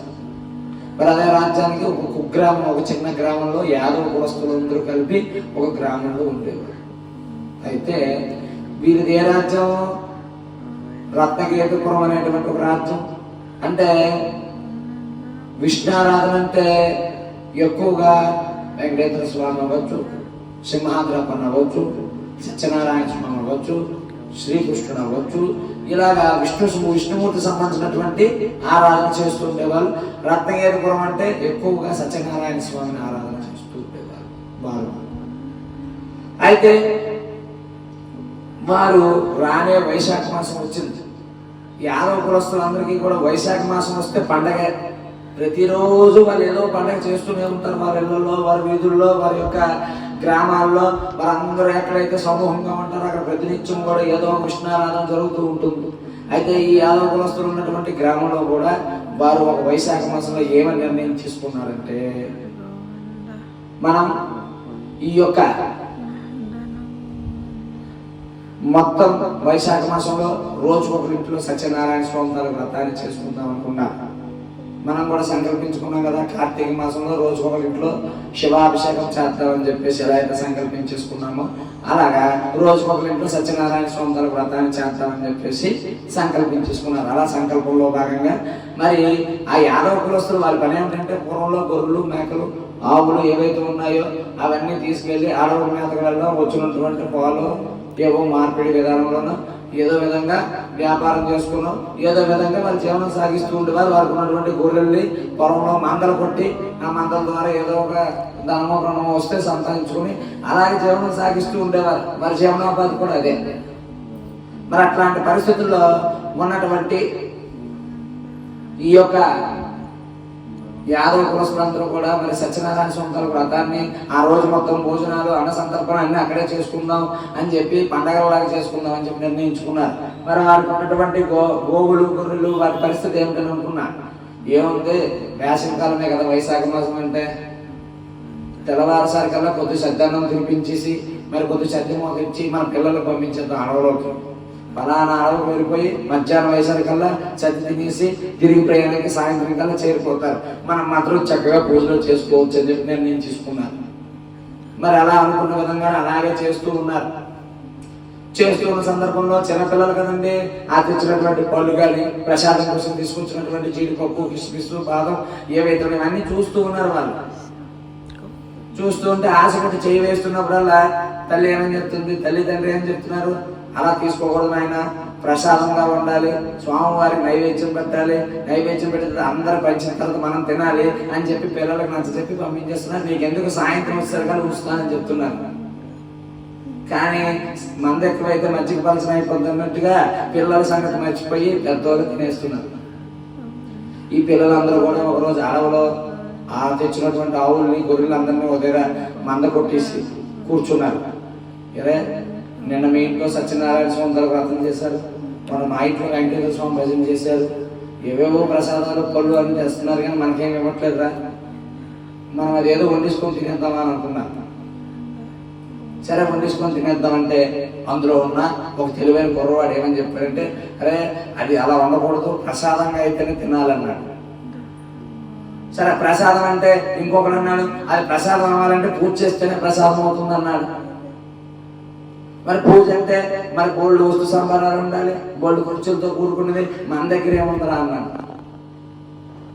సరే ముందు పురోహితుడు అని కొనుక్కుందో ఎంత అవుతుందో ఏంటో అని ఆయన దగ్గరికి వెళ్ళారు. కావాల్సిన సామాగ్రి చెట్టా ఇచ్చారు. పలానా రోజు చేసుకుంటారా అని అన్నారు. మంచి పుణ్యంరా చేసుకోండి అని చెప్పారు. సంతోషించారు. మళ్ళా వచ్చారు. అరే దొంగతనం చేసో దొరతనం చేసో ఈ వ్రతాన్ని, ఆ ప్రసాదాన్ని ఎలాగైనా తినాలని నిర్ణయం చేసుకున్నారు అందరూ. వాళ్ళు ఏం చేశారు? తండ్రి జోపాలను, తల్లి పోపులు పెట్టులోనో, మందలో ఉన్నటువంటి చిన్న గొర్రె పిల్లలను సంతల్లో అమ్మేసో ఏదో విధంగా ఆ యొక్క సత్యనారాయణ స్వామి వ్రతాన్ని చేయడానికి కావాల్సినటువంటి ధనాన్ని, వస్తు సంబరాలు అన్నింటినీ కూడా ఏర్పరచుకుని వైశాఖ మాసం చక్కగా పౌర్ణమి రోజు మిట్ట మధ్యాహ్న సమయంలో పలానా చెట్టు కింద, పలానా అడవిలో పలానా చెట్టు కింద చేస్తామని చెప్పి పురోహితుల వారిని వచ్చేయమన్నారు. పురోహితుల వారు వచ్చారు, చక్కగా మనలాగా చక్కగా అలంకరించారు. పిల్లలు కానీ చాలా వైభవంగా చేశారు అని చెప్పి సత్యనారాయణ స్వామి వ్రతాన్ని అయితే వాళ్ళు చేయించేసి ప్రసాదం, వీళ్ళంతా చేసిన దానికి ప్రసాదం కోసమే కదా, ప్రసాదం సమాఖ్యలు కొద్దిగా ఎక్కువ రాయమని చెప్పారు. ప్రసాదంకి అయితే ఎక్కువగా తెచ్చుకున్నారు అన్నిలో. చక్కగా చేశారు. గోవిందా అంటే గోవిందా అని కేకలు వేశారు. సత్యనారాయణ స్వామి కూడా సంతుష్టుడు అయిపోయాడు. కానీ తీర్థాన్ని ప్రసాదాన్ని తీసుకునే ముందు వచ్చినటువంటి పురోహితులు వారు ఏమని తెలియపరిచారంటే, ఒరే మీరందరూ చిన్నపిల్లలే కాబట్టి ఎవరైనా పెద్దోళ్ళకి ఇచ్చి మీరు తినరా, పుణ్యం వస్తుంది అన్నారు. వీళ్ళు కూడా ఏం ఆలోచించారంటే, సరే ఎంత చేశాం కదా, పెద్దోళ్ళకి ఎవరికో ఇస్తే ఇంకా పుణ్యం వస్తుంది అన్నారు కదా, సరే ఇలాంటి వ్రతాలు ఎప్పుడు చేసుకుంటాం అన్నారు కదా, ఇప్పుడే కథనం చెప్పారు కదా, ఎప్పుడూ ప్రసాదం తినచ్చని చెప్పి 2 మర్రాకు డొన్నలు తీసుకుని, డొన్నలు చుట్టి 2 మర్రాకుల్లో డొన్నలు చుట్టి ఒక దాంట్లో పంచామృతాన్ని మరొక దాంట్లో ప్రసాదాన్ని వేసి ఎవరైనా పెద్దవాళ్ళు వస్తే ఇచ్చేద్దామని చెప్పి ఇద్దరు బయలుదేరారు. ఈలోపు అదే రోజు మహారాజు అడవికి వచ్చారండి. ఎందుకు వచ్చారు మహారాజు అడవికి? మహారాజు ఒక అలవాటు ఉందని చెప్పాను కదా. ఏమని చెప్పాను? ప్రతి పక్షానికి ఒక రోజు అడవికి వెళ్ళి జంతువును వేటాడి సమరిస్తే కానీ మళ్ళీ ఇంటికి చేరుకోరు మహారాజు. అది ఏ నెల? వైశాఖ మాసం. ఎండ ఎలా ఉంటుంది వైశాఖ పౌర్ణమికి? కత్తులు ఎండ, నెత్తి మారిపోతాయి, కాలు కాలిపోతాయి, ఎన్ని నీళ్లు తగిన దాహం తీరదు, ఉడుకు గాలితో వేస్తూ ఉంటుంది. అట్లాంటి పరిస్థితుల్లో మహారాజు ఆ అడవులో ఒక దగ్గర కూర్చొని సేద తీరుతూ ఉన్నారు. జంతువుని సంహరించడానికి వచ్చారు కానీ ఏమీ వేటాడలేదని చెప్పి చిరాకు దగ్గర కూర్చున్నారు. కొంతమంది బొట్టలతో పాటు వచ్చారు, బొట్టలతో పాటు కూర్చున్నారు. కూర్చుంటే ఈ పిల్లలందరూ చూశారు ఎదురుగా మహారాజు ఒక చెట్టు కింద కూర్చోవడం చూసి, అరే ఎవరైనా పెద్దవాళ్ళకి ఇస్తే బాగుండన్నారు. రాజ్యానికి పెద్ద మహారాజు అంటారు కదా, మరి మహారాజుగా ఇచ్చేసామనుకోండి ప్రసాదం పట్టుకెళ్ళి ఇంకా ఎక్కువ పుణ్యం వచ్చేస్తుంది అనుకున్నారు. వీళ్ళు తిన్నగా పరుగు 2 డొన్నలు పట్టుకుని ఇద్దరు పరిగెత్తుకుంటూ వెళ్ళారు. భటులు అడిగారు, ఏమిట్రా అంటే ప్రసాదం అన్నారు. ప్రసాదం అంటే ఎవరు ఆపడుతుందండి? తిన్నగా మహారాజు దగ్గర పెట్టేశారు. మహారాజు దగ్గరికి వెళ్ళి, మహారాజా ఇదిగో తీసుకో. పిల్లలు కదా అలాగే మాట్లాడతారు. మహారాజా ఇదిగో తీసుకో, సత్యనారాయణ స్వామి వ్రతాన్ని చేసిన తీర్థం ప్రసాదం తీసుకోండి అన్నారు. మహారాజు ఏమో స్వర్ణ రత్న మణి మాణిక్యాలని ధరించి చక్కగా ఉన్నారు. పిల్లలేమో అవే బట్టలతో మునిగేశారు, అవే బట్టలు పిండేశారు, అవే బట్టలు కట్టుకున్నారు. చిత్తులు చిరిగిపోయిన బట్టలతో ఉన్నారు వీళ్ళు. మహారాజు వీళ్ళు చూస్తేనే వికారం చేసుకుంటున్నారు. వాళ్ళ చేతిలో ఉన్నటువంటి డొన్నలు చూసి ఇంకా వికారం చేసుకున్నాడు. మహారాజు ఏమన్నాడంటే వెంటనే, అదేమిట్రా మీరు చూసారా, మీ వారాకాలు చూసారా, మీరు ఎలా ఉన్నారు, నేను ఎలా ఉన్నాను, అయినా మీలాంటి వాళ్ళు సత్యనారాయణ స్వామి వ్రతాలు చేయడం ఏమిట్రా, మాలాంటి పెద్ద పెద్ద మహారాజులు చేయాలి కానీ ఏమిటేమిటి నువ్వు వండినటువంటి ప్రసాదం నేను తినాలా, తర్వాత అప్పుడు నాకు పంపిస్తా, మీరు మట్టి కొండలో వండేసారా ఏమిటో మీ బతుకులు అని చెప్పేసి మహారాజు దుర్భాషలాడేశాడు. కానీ అందులో ఉన్న ఒక పిల్లవాడి కథ అన్నాడు కదండి, వాడు విని ఏమన్నాడంటే, మహారాజా తప్పు మహారాజా, ప్రసాదాన్ని కించపరచకూడదు, మీకు కష్టాలు వచ్చేస్తాయి అన్నాడు. అనగానే నువ్వు నాకు ఎదురు చెప్తావా, వీరిద్దరిని శిరఛేదనం చేసేయండి అన్నారు. పిల్లలు మీరు తింటే తినని, లేకపోతే లేదని 2 డొన్నలు అక్కడ పడేసి పరిగెత్తి వెళ్ళిపోయారు. సత్యనారాయణ స్వామి వారి పట్టరాని కోపం వచ్చేసింది. ఎందుకండి పట్టరాని కోపం వస్తుంది సత్యనారాయణ స్వామి వారికి? ఒకటి, సత్యనారాయణ స్వామి గారికి వ్రతాన్ని చేసిన భక్తులను దూషించాడు. 2, నా ప్రసాదం అంటేనే కళ్ళ కత్తుకొని తింటారే, అట్లాంటి మహారాజునే గర్వం చేత కదా ఇలా మాట్లాడాడు. వీడికి ఆ 2 దూరం చేస్తే వెంటనే వీడు కూడా మారుతాడని చెప్పి సత్యనారాయణ స్వామి అనుకున్నది మరుక్షణమే. పిల్లలైతే మాత్రం తిన్నగా చేరుకున్నారా, ఎలా జరిగిందిరా, మరి నా మాట వినండి, మన ఇంటికి కౌరు పెట్టేస్తారు, మనం ఎక్కడ దొరికితే అక్కడ మనల్ని శిరచ్ఛేదం చేసేస్తారు, మనం ఎందుకు ఇక వ్రతమే చేయలేదని ఆడవాళ్ళు లేకుండా పదండి తొందరగా ప్రసాదం ఎలాగో వండేసుకున్నాం కాబట్టి తినేద్దామని చెప్పి ప్రసాదాన్ని చక్కగా తినేసి ఓ పక్క సత్యనారాయణ స్వామి వారి చిత్రపటాన్ని చూసి, సత్యదేవ ప్రభు నీ వ్రతాన్ని చేస్తే మంచి జరుగుతుందని చెప్పావు కదా, మాకేమిటి కష్టాలు అని చెప్పి సత్యనారాయణ స్వామిని కూడా వేడేసుకున్నారు. ఇంట్లో అయితే మనం ఎవరో వ్రతం చేయలేదని ఎటువంటి ఆనవాళ్ళు కూడా ఉండకూడదని చెప్పేసి అనుకుని వాళ్ళు అనుకుని తెచ్చినటువంటి పళ్ళు పూలు పత్రి ఏవైతే ఉన్నాయో తినాల్సినవన్నీ తినేశారు. కొండనైతే ఖాళీ కొండ ఉంది, ఇక్కడ చూస్తే ఆధారం దొరుకుతుందని చెప్పి కొండ కూడా బద్దలు కొట్టేసి నదిలో కనిపిస్తారు. పువ్వులు పత్రి స్వామివారిని అన్నింటినీ నదిలో కనిపిస్తారు. కనిపేసి వారి దగ్గర కూర్చొని ఇంటికి వెళ్ళిపోదామా ఏది చేద్దామని ఆలోచించుకుంటూ ఉన్నారు. మహారాజు దగ్గరికి లోపు మాయ భటుల రూపంలో సత్యనారాయణ స్వామి వచ్చారు.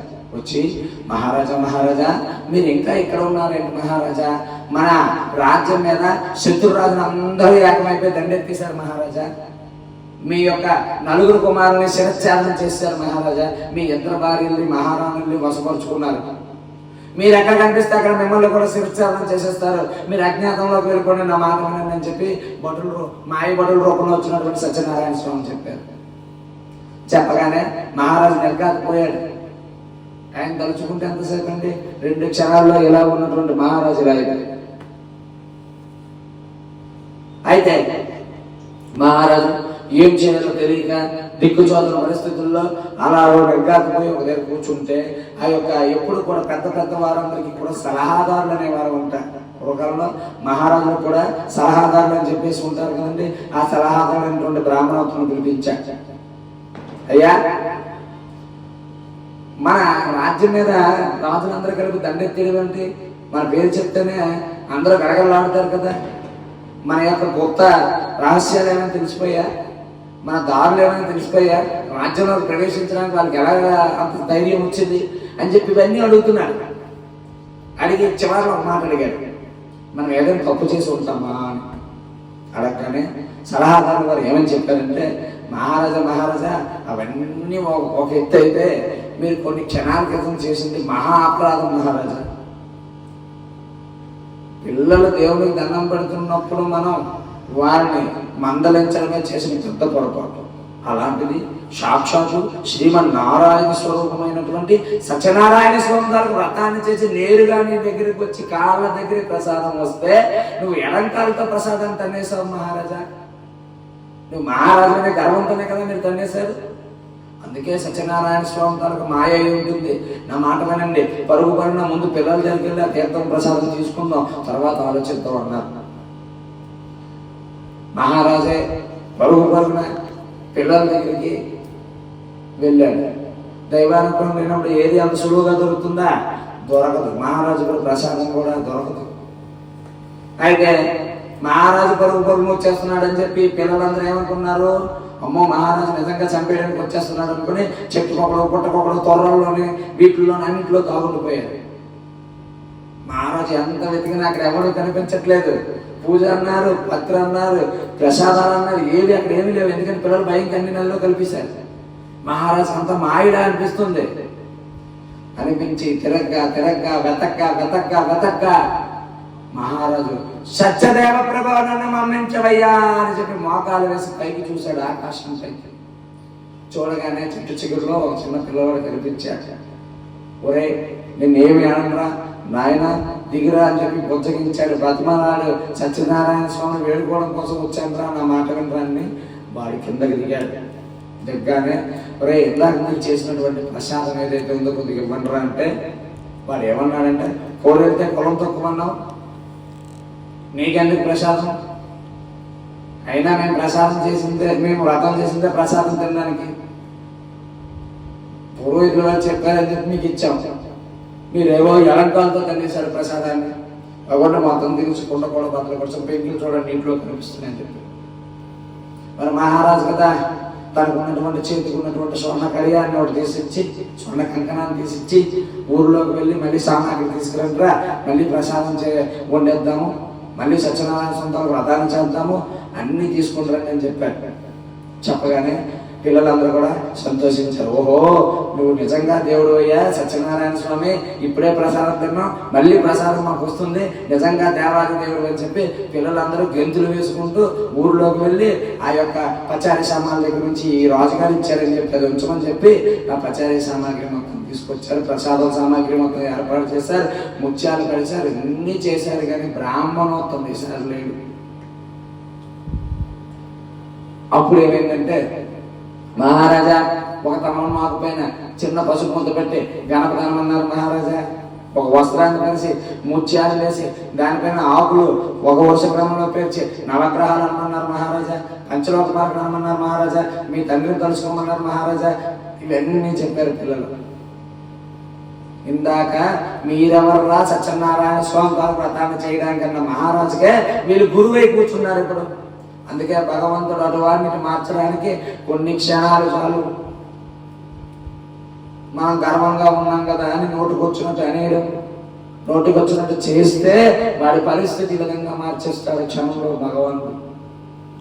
అట్లా పిల్లలు ఏం చెప్తే అది సాక్షాత్తు శ్రీ సత్యనారాయణ స్వామి యొక్క మహిమ మాటగా కలిసి ఆ యొక్క మహారాజు ఆ పిల్లలు ఏ విధంగా చెప్తే విధంగా చేసి సత్యనారాయణ స్వామిని, మరి మహారాజు కూడా తనకు కూడా కొన్ని స్తోత్రాలు ఏవో వచ్చి ఉంటాయి కదా, శ్లోకాలు, అవి కూడా చేసి సాష్టాంగ నమస్కారాలు చేసి కలవడా కొట్టుకొని పంచామృతాన్ని ప్రసాదాన్ని స్వీకరించాడు మహానుభావుడు.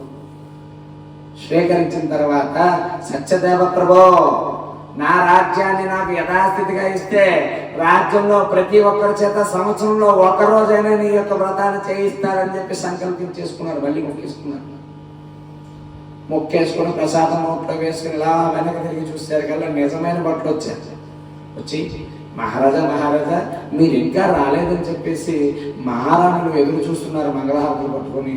మీ యొక్క కుమారులు ఏడుస్తున్నారు మహారాజా, తొందరగా వచ్చేయండి, రేపు మళ్ళీ కావాలంటే వేటకు వద్దామని చెప్పి భటులు వచ్చారు. మహారాజు మొత్తం నిర్ఘాతపోయాడండి. ఓహో, సత్యనారాయణ స్వామి తాలూకా మహిమలు ఎంత అపురూపమైనవా, స్వామి కొన్ని క్షణాల్లోనే కొన్ని వింతల్ని నాకు చూపించాడా అని చెప్పి మహారాజు నిర్ఘాతపోయి వెంటనే మరుసటి రోజు పెద్ద వేద సభను ఏర్పాటు చేశాడు. వేద సభను ఏర్పాటు చేసి శాసనాలు లిఖించాడు.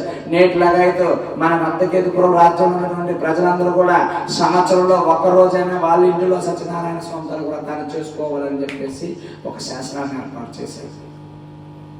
ఏర్పాటు చేయడమే కాక ఆ యొక్క వ్రతానికి కావాల్సినటువంటి సంభోగాల్ని, వ్రతానికి కావాల్సినటువంటి సామాగ్రి ఏదైనా లోటు ఉంటే మన రాజ్య కోశాగారం నుంచి ఇవ్వండి అని చెప్పేసి తెలియపరిచాడు. వేదాన్ని నేర్చుకున్న వేద పండితుల్ని తీసుకొచ్చాడు.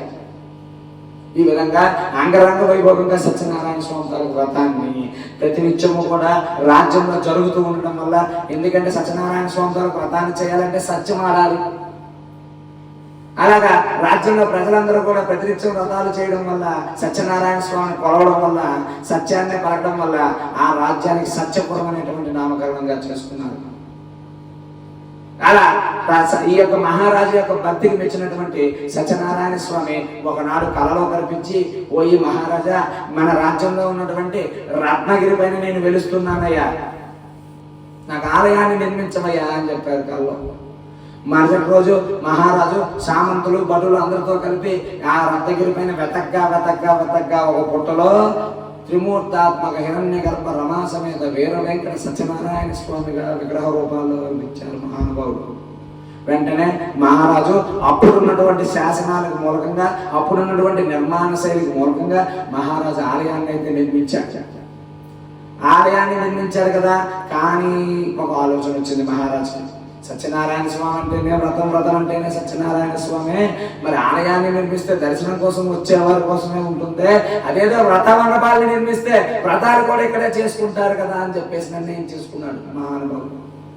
అయితే ఆ మహారాజు కోరిక మేరకు అక్కడ ఉన్నటువంటి ఆ యొక్క కొండపైనే శ్రీ త్రిమూర్త హిరణ్య గర్భ రమా సమేత వీర వెంకట సత్యనారాయణ స్వామి ఆలయంతో పాటు కొన్ని వ్రత మండపాలను కూడా మహారాజు నిర్మించాడు.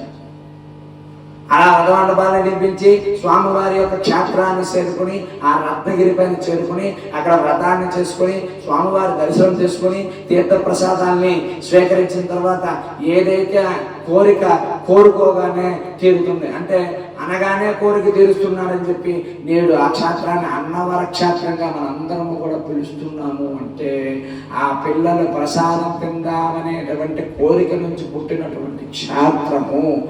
ఆ యొక్క ప్రసాదం వల్ల ఒక క్షేత్రమే ఏర్పడిందంటే ఆ ప్రసాదానికి ఉన్నటువంటి శక్తి ఏమాత్రం అని చెప్పేసి సూత పౌరాణికుండు శివుని గారి మహాములందరికీ కూడా ఈ యొక్క పంచమాధ్యాయం ఆఖరి అధ్యాయం ఈ విధంగా తెలియపరిచాడు. శ్రీమద్రమారమణ గోవింద గోవింద. స్వస్తి. సత్యనారాయణ స్వామి నమః. ఇది వ్రత కథా సమాప్త.